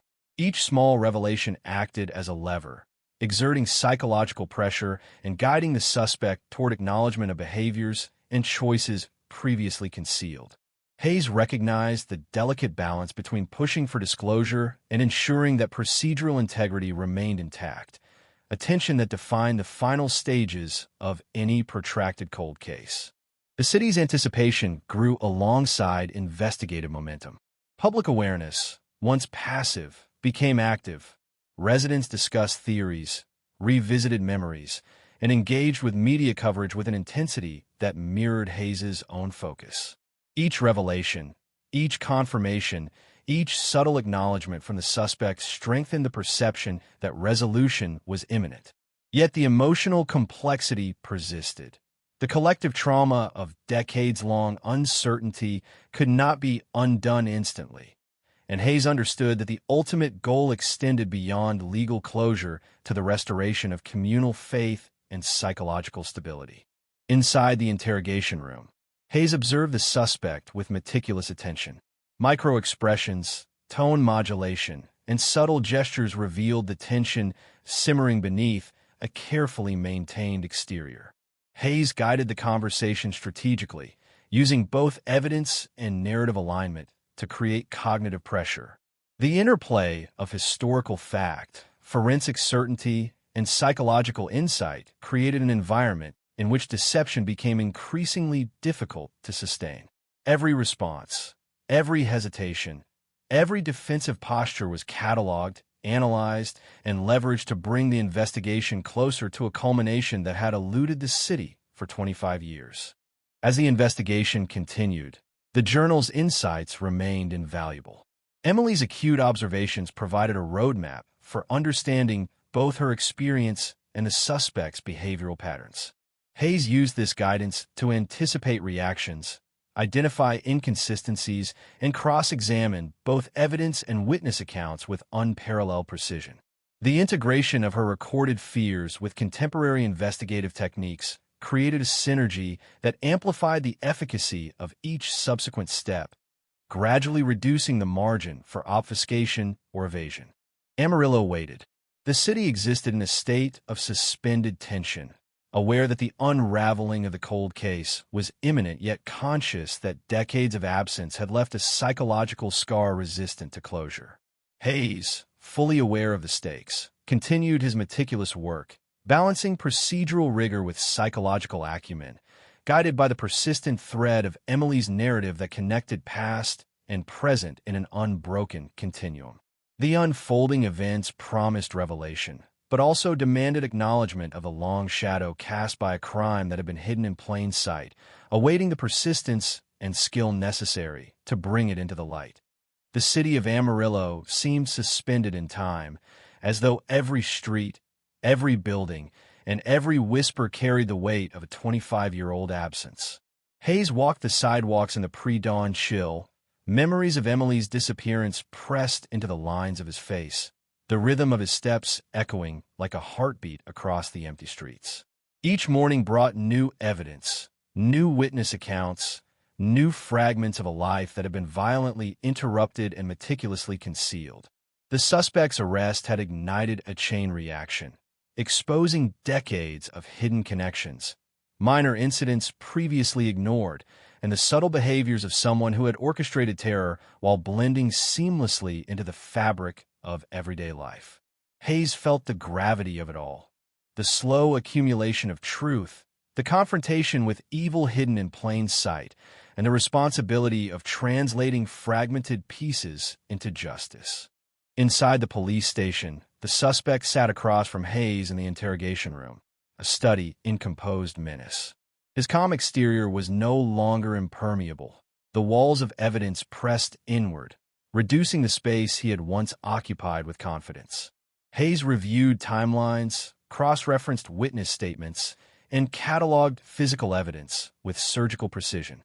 Each detail, Emily's last phone call, the shadowy sedan, her meticulously documented journal entries, formed threads that, when woven together, created a tapestry of inevitability. The suspect's eyes flickered momentarily at a specific reference, a minor inconsistency in his long-maintained story, a crack that Hayes immediately noted. He understood instinctively that truth often revealed itself in such fractures, fleeting but unmistakable if one's attention was honed to perception. The community's reaction was immediate and unrelenting. Media outlets broadcast hourly updates. The city buzzed with speculation, and the collective memory of Emily's disappearance resurfaced in vivid, sometimes painful detail. Families recounted tales of caution, neighbors remembered overlooked anomalies, and social spaces became forums for revisiting the fear that had pervaded the town for decades. Hayes observed this with a mix of professional detachment and empathy. He knew the power of unresolved absence and the corrosive impact of long-term uncertainty. Each report, each story, each retelling added to the pressure on both investigators and the suspect, tightening the web of accountability with relentless precision. Inside the interrogation room, Hayes shifted tactics, moving from factual questioning to psychological engagement. He spoke of Emily as a real person, of her fears, her intelligence, her attempts to navigate the danger that had surrounded her. The suspect responded initially with practiced detachment, yet Hayes noticed subtle physiological responses, blinking patterns, minute shifts in posture, micro-expressions of discomfort that betrayed awareness of the depth of knowledge being brought to bear. Hayes pressed forward, drawing connections between the suspect's documented movements and Emily's final known actions, highlighting the alignment between evidence and narrative with a calm, relentless intensity. Forensic breakthroughs fueled the investigation further.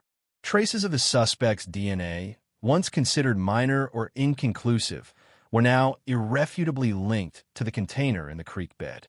Soil residue analysis matched excavation sites. Fibers connected clothing items, and microscopic residues revealed interactions between Emily's belongings and materials associated with the suspect. Hayes and his team compiled these findings with painstaking care, aware that each minute correlation strengthened the case, closing gaps that had existed for decades.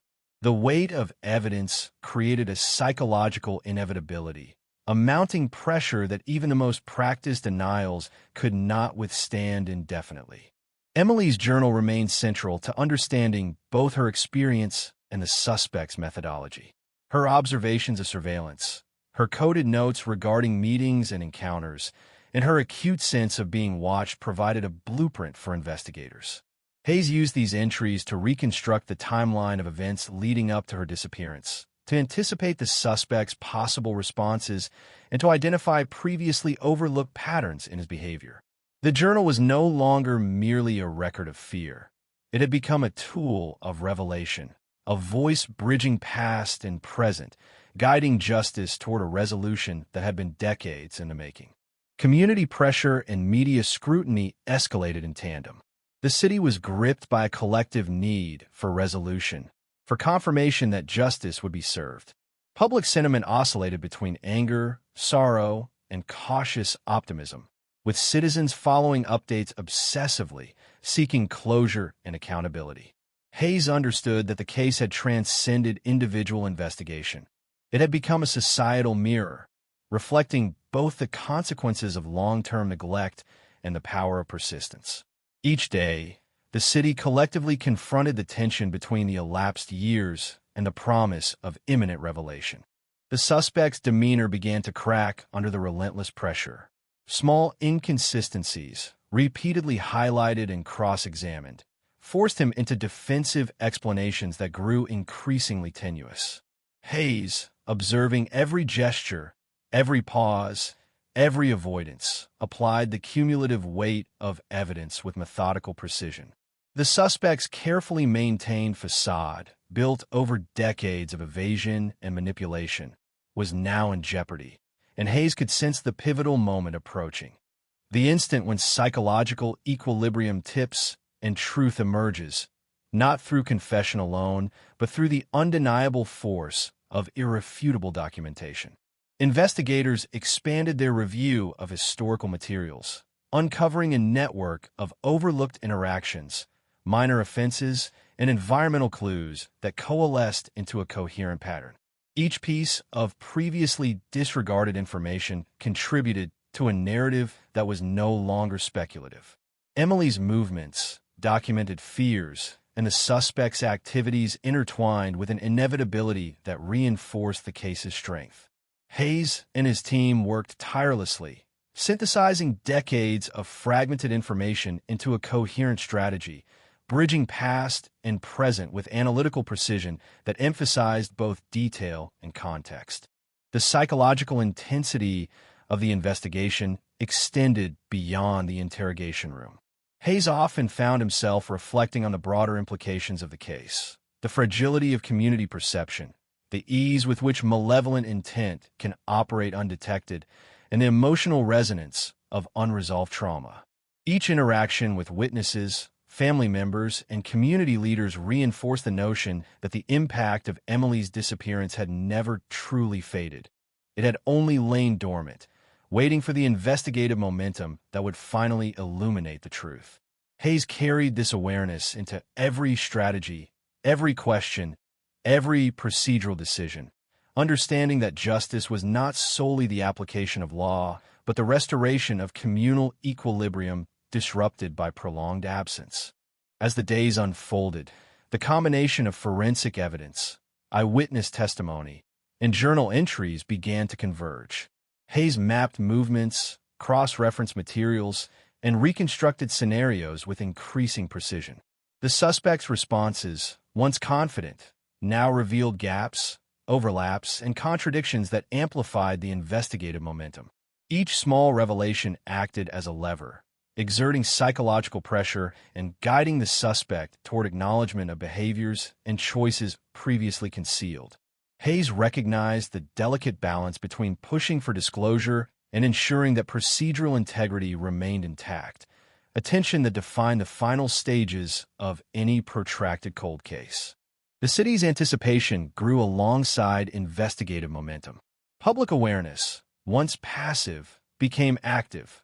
Residents discussed theories, revisited memories, and engaged with media coverage with an intensity that mirrored Hayes's own focus.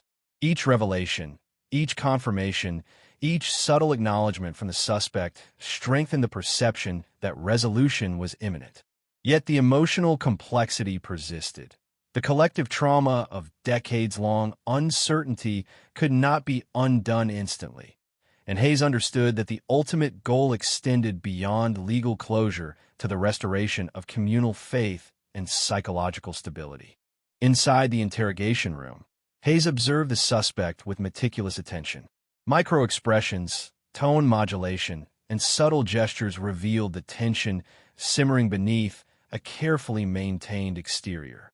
Hayes guided the conversation strategically, using both evidence and narrative alignment to create cognitive pressure. The interplay of historical fact, forensic certainty, and psychological insight created an environment in which deception became increasingly difficult to sustain. Every response, every hesitation, every defensive posture was cataloged, analyzed, and leveraged to bring the investigation closer to a culmination that had eluded the city for 25 years. As the investigation continued, the journal's insights remained invaluable. Emily's acute observations provided a roadmap for understanding both her experience and the suspect's behavioral patterns. Hayes used this guidance to anticipate reactions, identify inconsistencies, and cross-examine both evidence and witness accounts with unparalleled precision. The integration of her recorded fears with contemporary investigative techniques created a synergy that amplified the efficacy of each subsequent step, gradually reducing the margin for obfuscation or evasion. Amarillo waited. The city existed in a state of suspended tension, aware that the unraveling of the cold case was imminent, yet conscious that decades of absence had left a psychological scar resistant to closure. Hayes, fully aware of the stakes, continued his meticulous work, balancing procedural rigor with psychological acumen, guided by the persistent thread of Emily's narrative that connected past and present in an unbroken continuum. The unfolding events promised revelation, but also demanded acknowledgement of the long shadow cast by a crime that had been hidden in plain sight, awaiting the persistence and skill necessary to bring it into the light.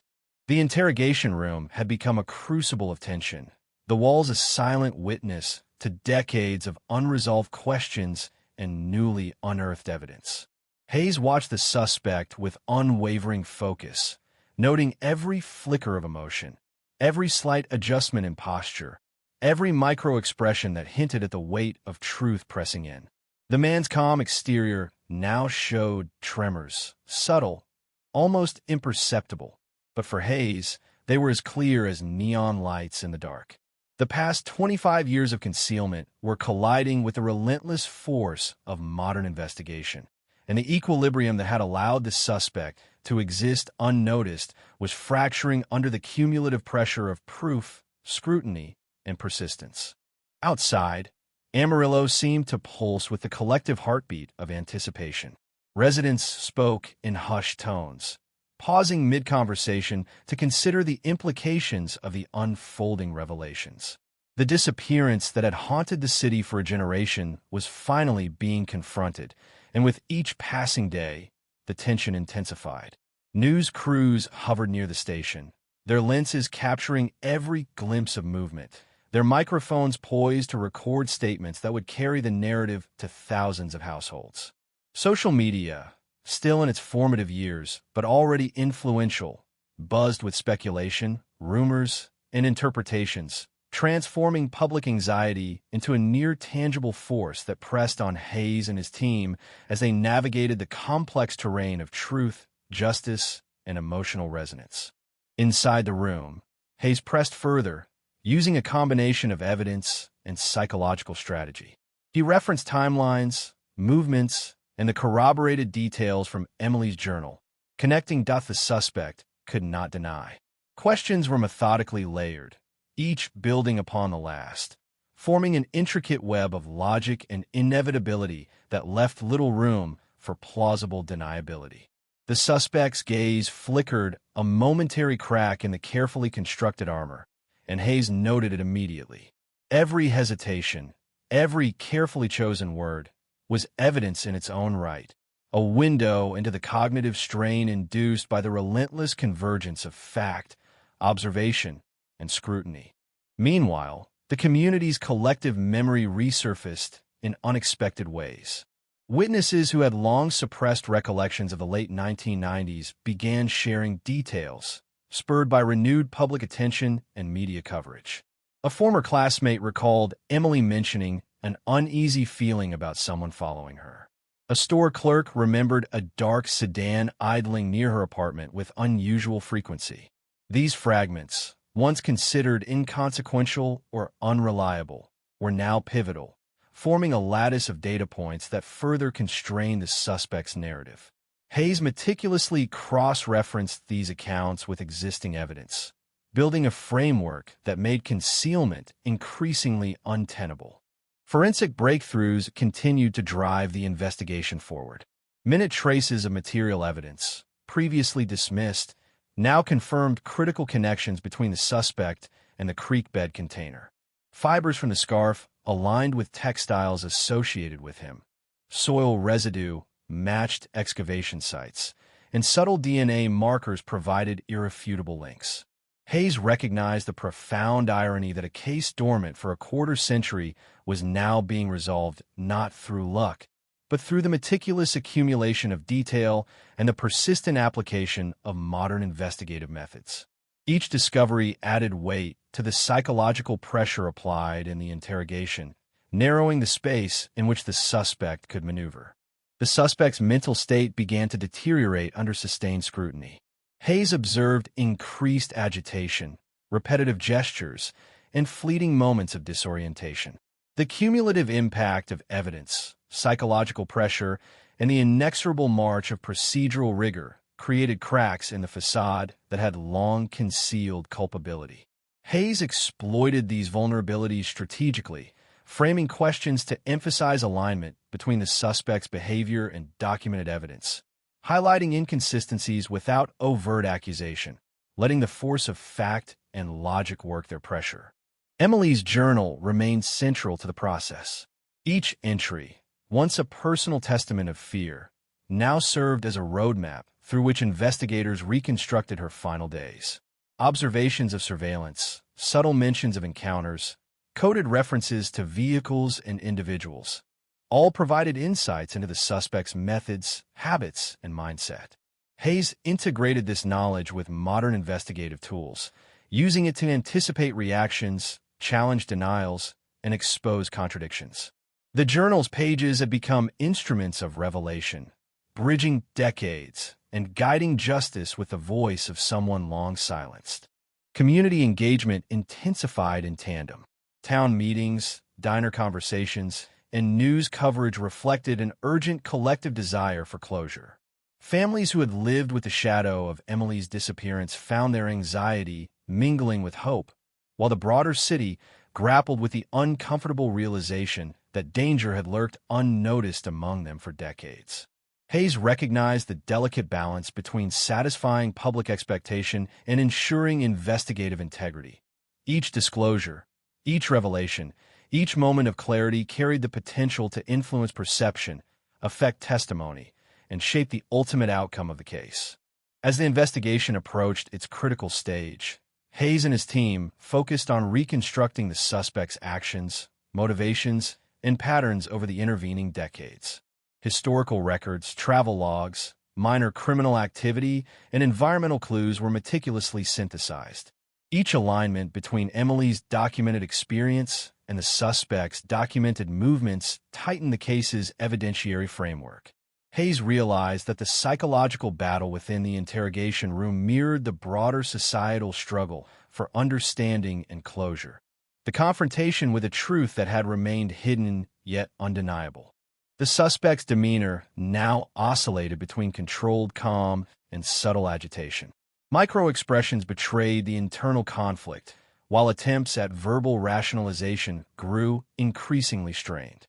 Hayes observed, cataloged, and leveraged these shifts, aware that the cumulative effect of evidence and psychological pressure was approaching a tipping point. Each question, each assertion of fact, each careful reference to corroborated events functioned as a lever, applying force to the structural weaknesses in the suspect's long-maintained narrative. Forensic and testimonial evidence continued to converge. Minor overlooked details from the initial investigation, receipt logs, transit routes, eyewitness accounts, intersected with contemporary findings, revealing a comprehensive picture of premeditation and concealment. Hayes and his team mapped these intersections with precision, ensuring that each revelation was supported by verifiable fact. The combination of historical documentation, contemporary analysis, and psychological strategy created an environment in which deception became increasingly unsustainable and the inevitability of disclosure loomed. The journal provided insights not only into Emily's observations, but also into her acute sense of threat detection. Hayes utilized these entries to illuminate the suspect's likely psychological patterns, drawing connections between his long-term behavior and the documented chronology of Emily's movements and fears. This allowed investigators to anticipate responses, challenge inconsistencies, and guide the interrogation with strategic foresight. The integration of personal documentation, forensic science, and psychological insight underscored the sophistication of the investigation and the persistent diligence required to resolve a cold case of this magnitude. Public anticipation reached a crescendo. The city of Amarillo, long defined by uncertainty and unresolved trauma, collectively braced for revelation. Hayes navigated the dual pressures of maintaining procedural integrity and managing public perception, understanding that the case's resolution would reverberate across the community. Every interview, every press briefing, every calculated disclosure was carefully orchestrated to balance transparency with investigative strategy. The psychological landscape of the city, shaped by decades of fear and speculation, now became an integral factor in the unfolding narrative of justice. Within the interrogation room, Hayes observed subtle signs of cognitive strain. The suspect's speech patterns shifted, micro-adjustments in posture revealed internal tension, and fleeting emotional responses indicated recognition of the mounting evidence. Hayes pressed forward with patience and precision, applying incremental pressure through carefully structured questioning. The interplay of accumulated evidence, forensic confirmation, and psychological leverage created an environment in which deception was increasingly unsustainable, and the latent truths of Emily's disappearance began to assert themselves with inescapable clarity. The community's engagement, forensic progress, and investigative rigor coalesced into a singular momentum. Hayes and his team recognized that the convergence of historical insight, technological advancement, and human observation was creating conditions that had been impossible to achieve in 1998. Each discovery, each verified lead, each nuanced observation brought them closer to resolving a mystery that had haunted the city for a quarter of a century, shaping both the trajectory of the investigation and the emotional landscape of Amarillo itself. The tension inside the interrogation room had reached an almost tangible density, the air heavy with the weight of decades of unresolved questions, and Hayes felt it pressing against his chest like a physical force. The suspect, once unshakably composed, now exhibited subtle tremors of anxiety, fingertips tapping rhythmically on the metal table, fleeting eye contact, a slight stiffness in posture betraying the internal struggle between denial and the encroaching pressure of truth. Hayes leaned forward, voice calm but deliberate, weaving together the threads of historical evidence, forensic certainty, and psychological insight. Each word was carefully chosen, each pause strategically placed, a metronome of inevitability that underscored the relentless march toward revelation. Outside, Amarillo existed in a heightened state of collective anticipation. Streets seemed quieter, yet every shadow and movement became a point of speculation. Media crews broadcast live from the station, capturing glimpses of activity, voices buzzing with conjecture and analysis. Families, neighbors, friends of Emily, and casual onlookers absorbed each update with a mix of hope, apprehension, and lingering grief. Social media, though nascent, thrummed with commentary, connecting disparate threads of rumor, insight, and eyewitness accounts into a web of collective scrutiny. The city had become both spectator and participant in the resolution of a cold case that had, for 25 years, defined its consciousness. Within the interrogation room, Hayes began a deliberate line of questioning, drawing on the convergence of evidence from multiple sources: forensic reports, eyewitness testimony, the creek bed excavation, and Emily's journal entries. He described timelines, matched movements, referenced minor inconsistencies, and subtly exposed contradictions. Each prompt applied pressure, forcing the suspect to confront a reality constructed from decades of painstaking investigation. The suspect's responses became measured, defensive, and increasingly inconsistent, micro-expressions betraying the internal conflict between maintaining composure and the inexorable weight of undeniable evidence. Forensic findings continued to pile up, creating an increasingly airtight case. Soil samples from the creek bed matched locations visited by the suspect. DNA traces confirmed his proximity to Emily's personal effects, and fibers linked his clothing to the scarf and container where Emily's remains were found.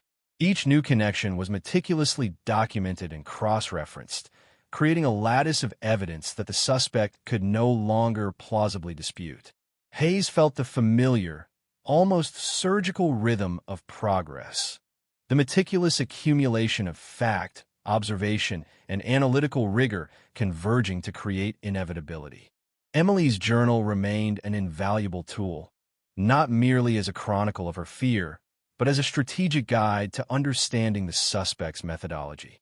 Hayes analyzed her observations of surveillance, her coded notes, and her descriptions of encounters, cross-referencing them with contemporary findings and historical patterns. The journal provided insight into Emily's acute awareness of the danger around her and illuminated the suspect's long-term behavioral patterns, enabling Hayes to anticipate reactions, challenge denials, and strategically guide the interrogation toward disclosure. Each page read felt like a bridge across decades, linking past experience to present investigative opportunity. Community involvement intensified.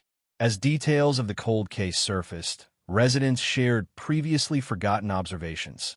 A neighbor recalling a vehicle idling near Emily's apartment, a clerk remembering a man who lingered suspiciously at the store, a friend recalling cryptic remarks about being followed.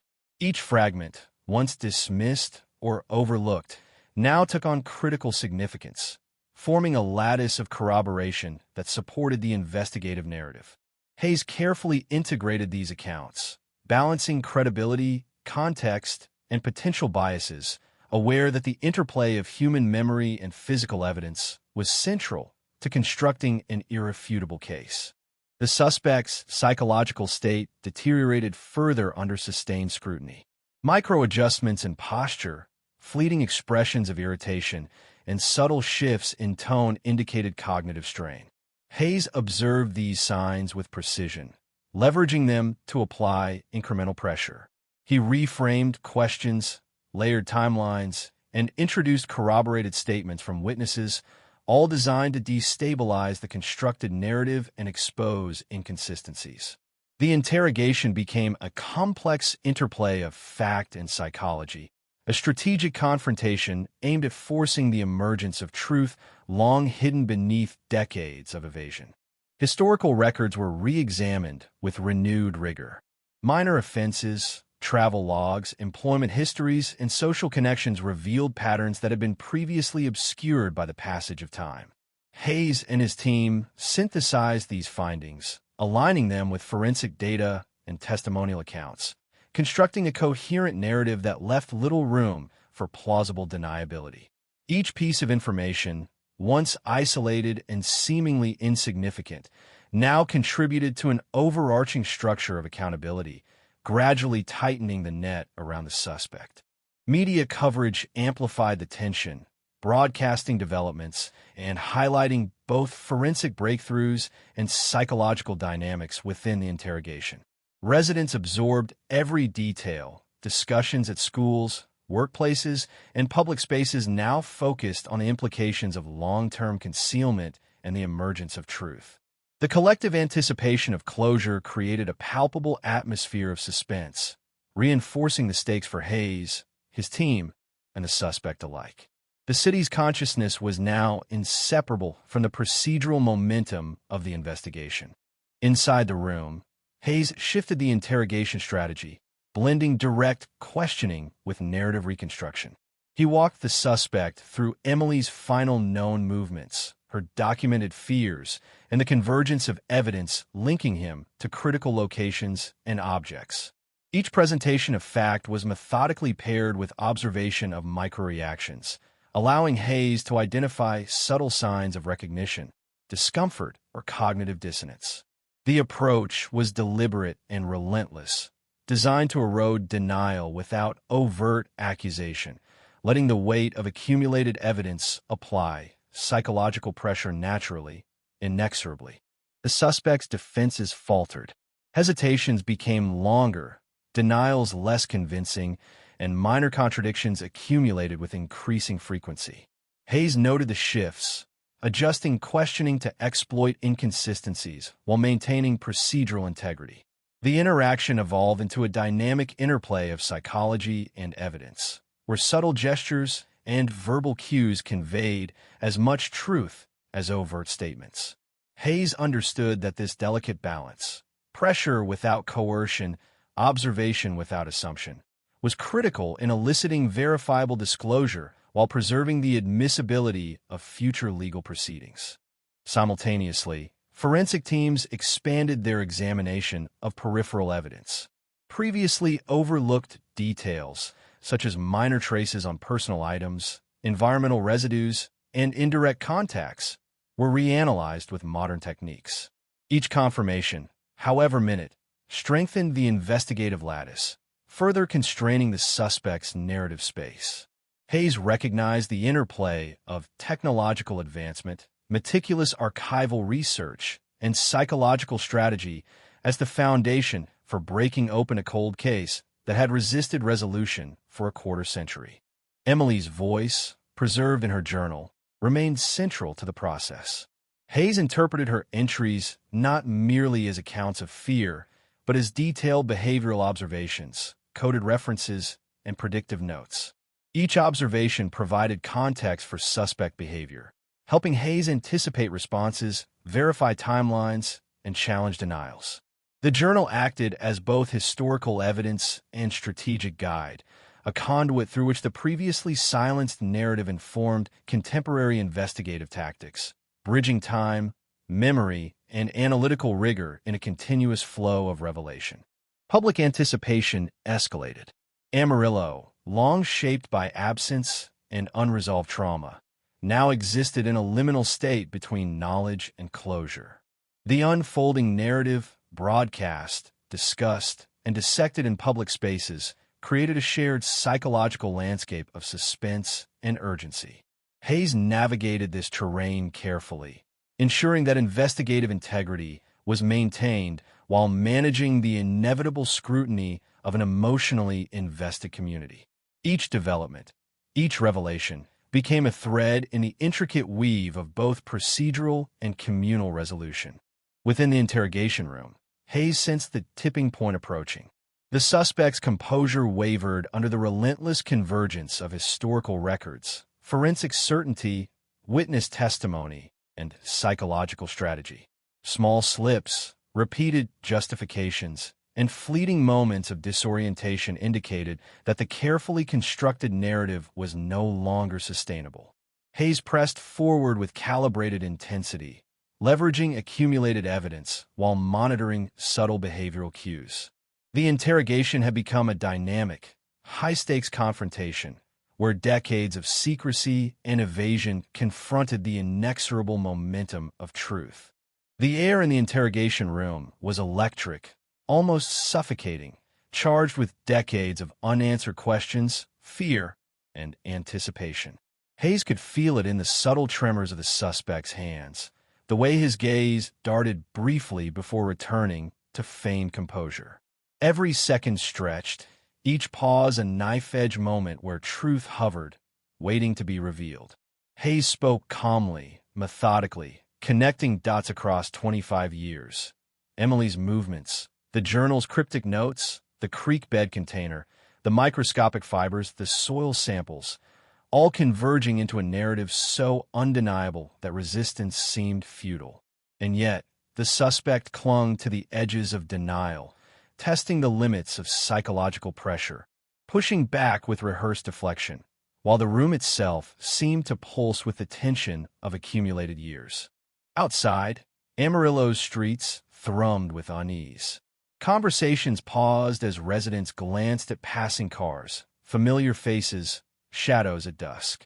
Media vans parked along curbs, reporters hovered near the police station, cameras trained on the building where a lifetime of hidden truth was about to emerge. Social media carried fragmented accounts of forensic breakthroughs and interrogation updates, each post a spark in the city's collective consciousness, amplifying anxiety, hope, and anticipation. Families who had mourned in quiet despair for decades now waited openly for the long-delayed reckoning. Their collective breath held, sensing that closure, or at least revelation, was within reach. Hayes leaned forward across the metal table, his voice low but piercing. He referenced the suspect's documented movements, the alignment with Emily's last known activities, the corroborated observations of witnesses, and the forensic markers that left no plausible explanation for absence. Every statement was precise, measured, a surgical application of pressure designed to puncture the armor of composure the suspect had built over decades. Micro-expressions betrayed fleeting recognition, an involuntary tightening of the jaw, a subtle blink pattern, a barely perceptible shift in posture, and Hayes cataloged them with meticulous attention. This was the moment where strategy met instinct, the culmination of years of patient accumulation of evidence converging in a single, tense confrontation. Forensic teams delivered constant updates, feeding Hayes with new confirmations. Minute DNA traces, once deemed inconclusive, now matched samples from the creek bed container. Fibers from clothing, matched with the suspect's personal items, painted a picture of deliberate contact. Soil analysis, previously overlooked, established physical presence at key locations, linking the suspect's past movements directly to Emily's disappearance. Hayes integrated each new fact with psychological insight, using the data to guide questioning, anticipate denials, and expose inconsistencies. The interplay of hard evidence and strategic interrogation formed an irresistible gravitational force, drawing the suspect inexorably toward truth. Emily's journal remained central to this effort. Her notes, once private and coded, now illuminated her acute perception of threat, her careful observations of people, vehicles, and encounters, and her attempts to navigate danger. Hayes read passages aloud, connecting them to corroborated witness statements and forensic findings, letting the weight of her insight confront the suspect directly. The subtlety of her awareness, her courage, and her prescience amplified the tension, revealing not only what had occurred but also the cold, methodical nature of the suspect's long-hidden actions. Each page became a bridge across decades, linking the silent victim's voice to the present confrontation, forcing accountability through the enduring power of observation and record. The suspect's composure now wavered visibly. Rehearsed defenses faltered. Explanations grew convoluted, repetitive, and increasingly strained. Hayes noticed fleeting glances toward the door, a subconscious measure of potential escape, a manifestation of internal stress under mounting psychological pressure. Questions were layered, cumulative, each relying on prior confirmations and previously exposed contradictions. Hayes moved carefully, methodically, understanding that the balance between pressure and procedural integrity was delicate. Too much, and the suspect could collapse in panic or coercion. Too little, and the momentum toward acknowledgement might falter. Community anticipation mirrored the interrogation's intensity. News reports circulated in real time, drawing attention to every nuance, every subtle development. Social interactions were suffused with speculation, anxiety, and hope. Residents recounted past observations, overlooked clues, and fleeting memories with renewed urgency. Families who had long internalized fear and uncertainty now openly engaged in discussion, each revelation acting as both confirmation and catharsis. Amarillo's consciousness was collectively entwined with the ongoing investigation, each heartbeat in the city echoing the tension within the interrogation room. Hayes expanded his approach, blending direct evidence with narrative reconstruction.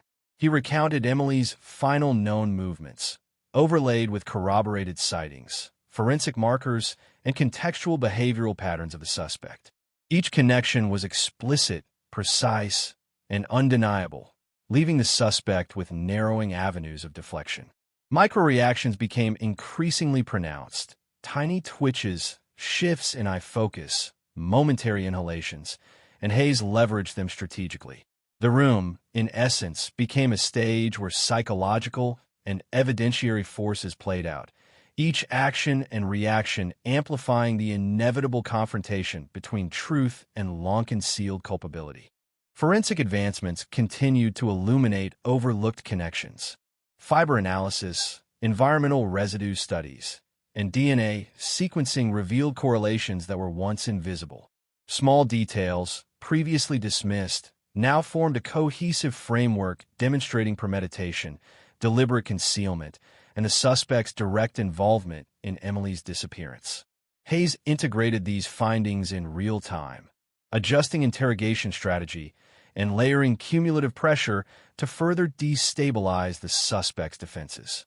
The interplay of scientific confirmation and psychological insight created an almost inexorable trajectory toward acknowledgement. Emily's journal, too, offered more than a chronology of events. It revealed behavioral patterns, responses to perceived threats, and subtle indicators of the suspect's surveillance techniques. Hayes used this information to anticipate evasive responses, challenge inconsistencies, and navigate the suspect's defenses with a precise balance of confrontation and observation. The narrative reconstructed from her words merged seamlessly with forensic evidence, witness accounts, and investigative deduction, creating an interwoven strategy that left the suspect increasingly exposed, psychologically cornered, and compelled to confront realities long denied. The interrogation approached a critical juncture. Hayes recognized the threshold where cumulative pressure, irrefutable evidence, and psychological insight converge, a point at which long-concealed truth can no longer be avoided. He observed the suspect's shifts in tone, fleeting gestures, and avoidance of eye contact, reading them as indicators of internal calculation and mounting stress. Each question was calculated, each presentation of fact deliberate, a continuous cascade of pressure designed to erode the defenses meticulously maintained over decades. As forensic, testimonial, and journal-based evidence coalesced, the pattern became undeniable. Minor inconsistencies, once easily dismissed, now formed a network of contradictions, each reinforcing the other. Hayes applied this network strategically, guiding the suspect to confront the logical inevitability of exposure. Every hesitation, every deflection, every pause became a focal point, magnifying the psychological intensity of the interaction and accelerating the progression toward disclosure. Amarillo waited with bated breath. The city's collective consciousness, shaped by decades of absence, speculation, and unresolved trauma, now stood on the precipice of revelation. Media coverage highlighted every nuance. Community discussions reflected both hope and apprehension, and residents prepared mentally for the long-delayed closure. Hayes understood that the resolution of the cold case would not only satisfy procedural justice, but also address the lingering psychological and emotional reverberations that had permeated the city for 25 years. Within the interrogation room, the suspect's internal resistance waned. Micro-expressions of recognition and discomfort became increasingly evident. Verbal rationalizations faltered, and the subtle tremors of stress intensified. Hayes continued to layer evidence, behavioral analysis, and psychological strategy, maintaining the delicate balance between pressure and permissible interrogation technique. The convergence of fact, logic, and observation created an environment in which denial became unsustainable, and the long-hidden truth began to surface, inch by inch, under the relentless force of meticulous investigation. The interrogation room had transformed into a battlefield of decades-long secrets, where every glance, every pause, every word carried the weight of 25 years. Hayes leaned across the cold metal table, voice calm yet loaded with the force of undeniable evidence. He recounted the sequence of Emily's final days with clinical precision, layering witness accounts, forensic analysis, and journal entries like bricks in an unbreakable wall. The suspect, once untouchable behind his cultivated composure, now wavered under the relentless pressure, micro-expressions betraying recognition, fleeting discomfort, subtle gestures of unease. Hayes cataloged each response, each involuntary twitch, every blink pattern, translating human subtlety into incontrovertible insight. Outside, Amarillo held its collective breath.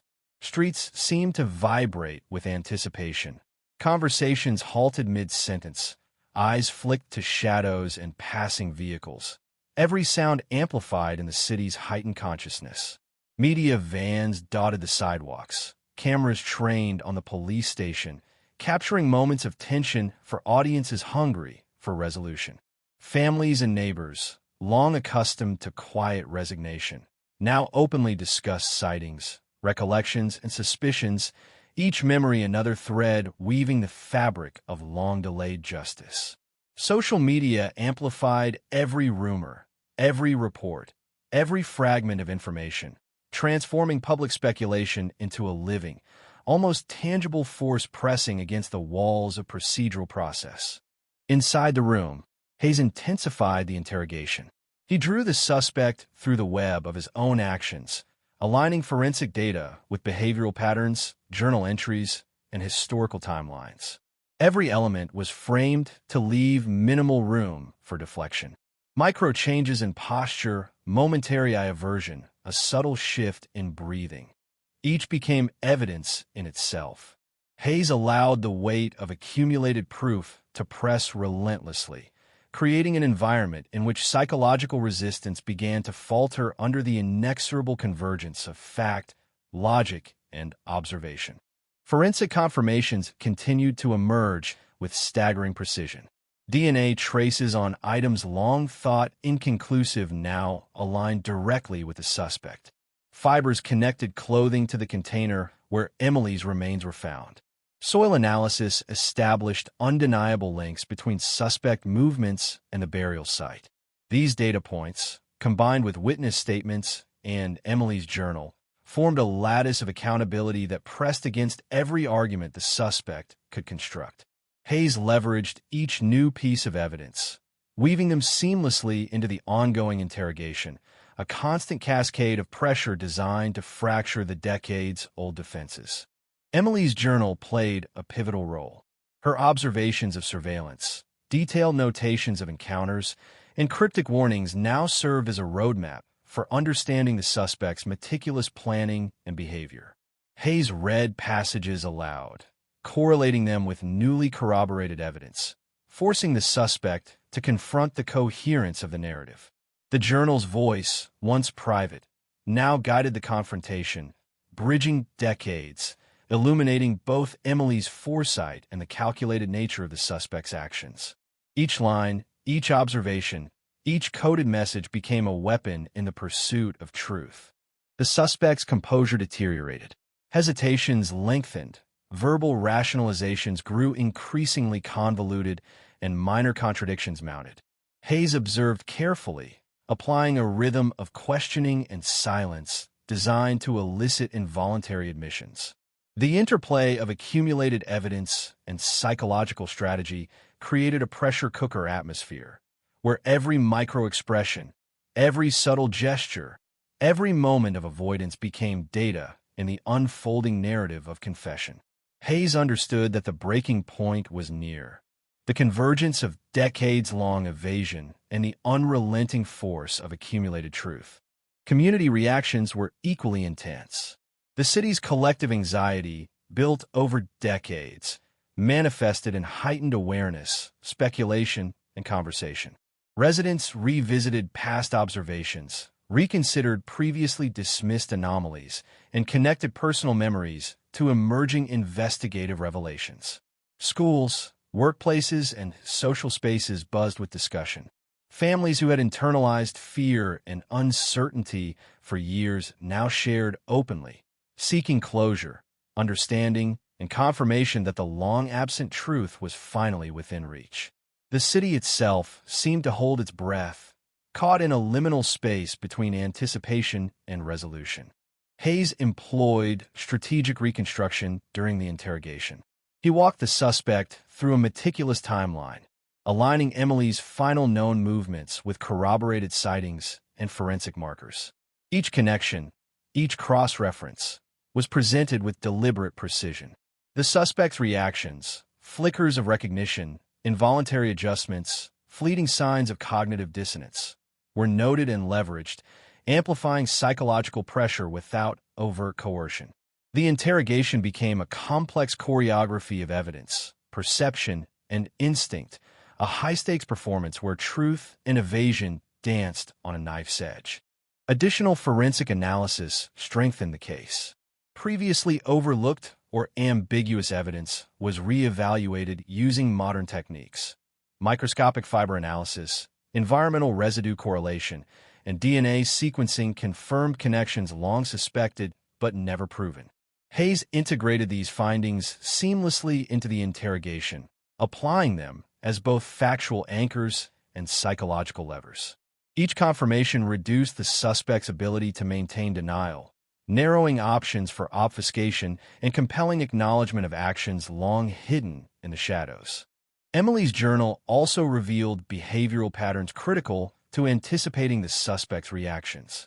Her meticulous notes regarding encounters, vehicles, and perceived threats allowed Hayes to challenge inconsistencies, anticipate evasive maneuvers, and guide the interrogation with calculated precision.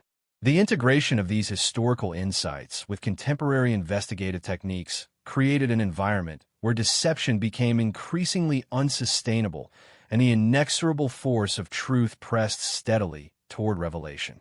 Public anticipation intensified. Amarillo, long defined by unresolved fear and absence, now existed in a state of suspended suspense. Every media update, every new report, every revelation from investigators was absorbed and discussed in real time. The city's consciousness became entwined with the unfolding investigation, a collective witness to the psychological and evidentiary pressure bearing down on the suspect. Residents oscillated between hope and anxiety, each fragment of information a step closer to closure, yet a reminder of decades-long trauma. Within the interrogation room, Hayes recognized the critical threshold approaching. The suspect's internal resistance had weakened under the combined weight of evidence, psychological strategy, and relentless questioning. Micro-expressions of recognition and stress had become increasingly pronounced, verbal rationalizations faltered, and defensive gestures grew erratic. Hayes applied a careful cadence of questioning, leveraging cumulative evidence while maintaining procedural integrity, understanding that the delicate balance of pressure and permissible interrogation was key to eliciting verifiable disclosure. As forensic, testimonial, and journal-derived evidence converged, the framework of accountability became undeniable. Minor inconsistencies, previously dismissed, now formed a network of contradictions, reinforcing one another and constraining the suspect's narrative space. Hayes used these connections to methodically expose the untenability of denial, guiding the interrogation with precision toward acknowledgement. Every hesitation, every deflection, every pause amplified the psychological intensity, accelerating the approach of revelation and resolution. The room felt alive with tension, every flicker of fluorescent light reflecting the weight of 25 years of unanswered questions. Hayes leaned forward, voice low but insistent, weaving together the threads of forensic certainty, witness recollections, and Emily's journal entries with a precision honed through decades of investigative experience. The suspect, once a fortress of composure, now exhibited subtle signs of strain, a shallow breath here, a fleeting blink there, a slight shift in posture betraying the internal battle between denial and the undeniable convergence of evidence. Each word Hayes spoke, each reference to corroborated fact, acted like a pressure point, pressing relentlessly against the cracks in the suspect's long-maintained facade. Outside, the city of Amarillo seemed to hold its collective breath. Streets felt quieter, conversations hushed, eyes darting to passing vehicles, shadows at dusk. Media crews were stationed strategically, capturing every movement near the station, their cameras trained on the epicenter of a revelation decades in the making. Social media, a conduit for rumor and reflection alike, buzzed with speculation as residents pieced together fragments of past memory with the emerging narrative. Families who had carried the weight of fear and uncertainty for a quarter century now followed developments with a mix of hope, apprehension, and lingering grief. The city itself had become both audience and participant in the final unraveling of a long cold case. Inside, Hayes methodically presented the converging evidence, layering timelines with micro-details, aligning witness testimony with forensic data, and juxtaposing each fact against Emily's meticulous journal entries. He described the creek bed container, the soil analysis linking the suspect to multiple locations, and the fibers connecting clothing items, each piece a brick in a structure of inevitability. The suspect's eyes flickered, shoulders tensed, and subtle gestures betrayed cognitive dissonance, a recognition that the meticulously constructed world of evasion was collapsing under the weight of irrefutable truth. Hayes allowed silence to punctuate the room, letting the gravity of accumulated evidence and meticulous reconstruction press inward. Forensic teams supplied constant updates, each one tightening the noose around deception. DNA traces once thought inconclusive now unequivocally linked the suspect to critical locations. Fibers matched personal items, soil analysis confirmed physical presence, and microscopic residues corroborated movements and interactions previously unnoticed. Hayes integrated each revelation in real time, shaping his questioning to leverage these discoveries, pressing the suspect toward acknowledgement without overt coercion. Each piece of data was a lever, each observation a fulcrum, the psychological pressure mounting in a continuous, inexorable arc. Emily's journal played a critical, almost sentient role in the process. Her observations of daily life, coded notations of perceived danger, and acute awareness of her surroundings offered a blueprint for reconstructing the suspect's methods and anticipating his reactions. Hayes read selected passages aloud, connecting them to corroborated forensic and testimonial evidence. The room seemed to shrink as the suspect absorbed the alignment of fact, narrative, and historical record, a collision of past and present that illuminated actions long hidden in darkness. Each page acted as both indictment and guide, bridging decades to force confrontation with truths previously obscured. The suspect's facade cracked incrementally. Hesitations grew, explanations repeated and faltered, contradictions mounted, and small gestures betrayed mounting stress. Hayes maintained a deliberate rhythm, alternating between evidence presentation, observation of micro-expressions, and targeted questioning. The psychological interplay, amplified by the irrefutable weight of physical and testimonial evidence, created a crescendo of inevitability. Denial became increasingly unsustainable as the totality of investigation converged, pressing the suspect toward acknowledgement of actions long concealed. Community engagement intensified alongside the interrogation's escalation. Conversations in homes, workplaces, and public spaces reflected collective anticipation, speculation, and reflection on past observations. Witnesses revisited memories, minor details gained new significance, and residents shared insights with renewed urgency. The city of Amarillo, once shaped by unresolved trauma and lingering fear, now existed in a shared psychological liminality, the pulse of collective consciousness synchronized with the relentless momentum of investigative rigor. Hayes understood that resolution required not only procedural precision, but sensitivity to the broader social and emotional ramifications of decades-long absence. Hayes employed narrative reconstruction as a strategic tool. He meticulously recounted Emily's final days, aligned with corroborated sightings and forensic markers, each element placed to elicit recognition or reaction from a suspect. The interplay between fact and microbehavioral observation became a continuous cycle, each insight generating the next, each reaction informing the subsequent line of inquiry. The room functioned as a stage, the evidence as instruments, and the suspect's responses as both data and dramatic tension, coalescing in a dynamic confrontation that merged psychology, law, and human insight. Further forensic analysis reinforced the case. Previously ambiguous evidence underwent modern re-examination. Trace fibers, soil residue, microscopic DNA markers, all converged to establish undeniable links. Hayes integrated these findings seamlessly, using each new confirmation to guide questioning, challenge inconsistencies, and amplify psychological pressure. The suspect's cognitive defenses weakened under this relentless convergence, the room charged with the silent inevitability of impending disclosure. Emily's journal also offered critical behavioral insights, allowing Hayes to predict evasive maneuvers, challenge denials, and guide the suspect with calculated precision.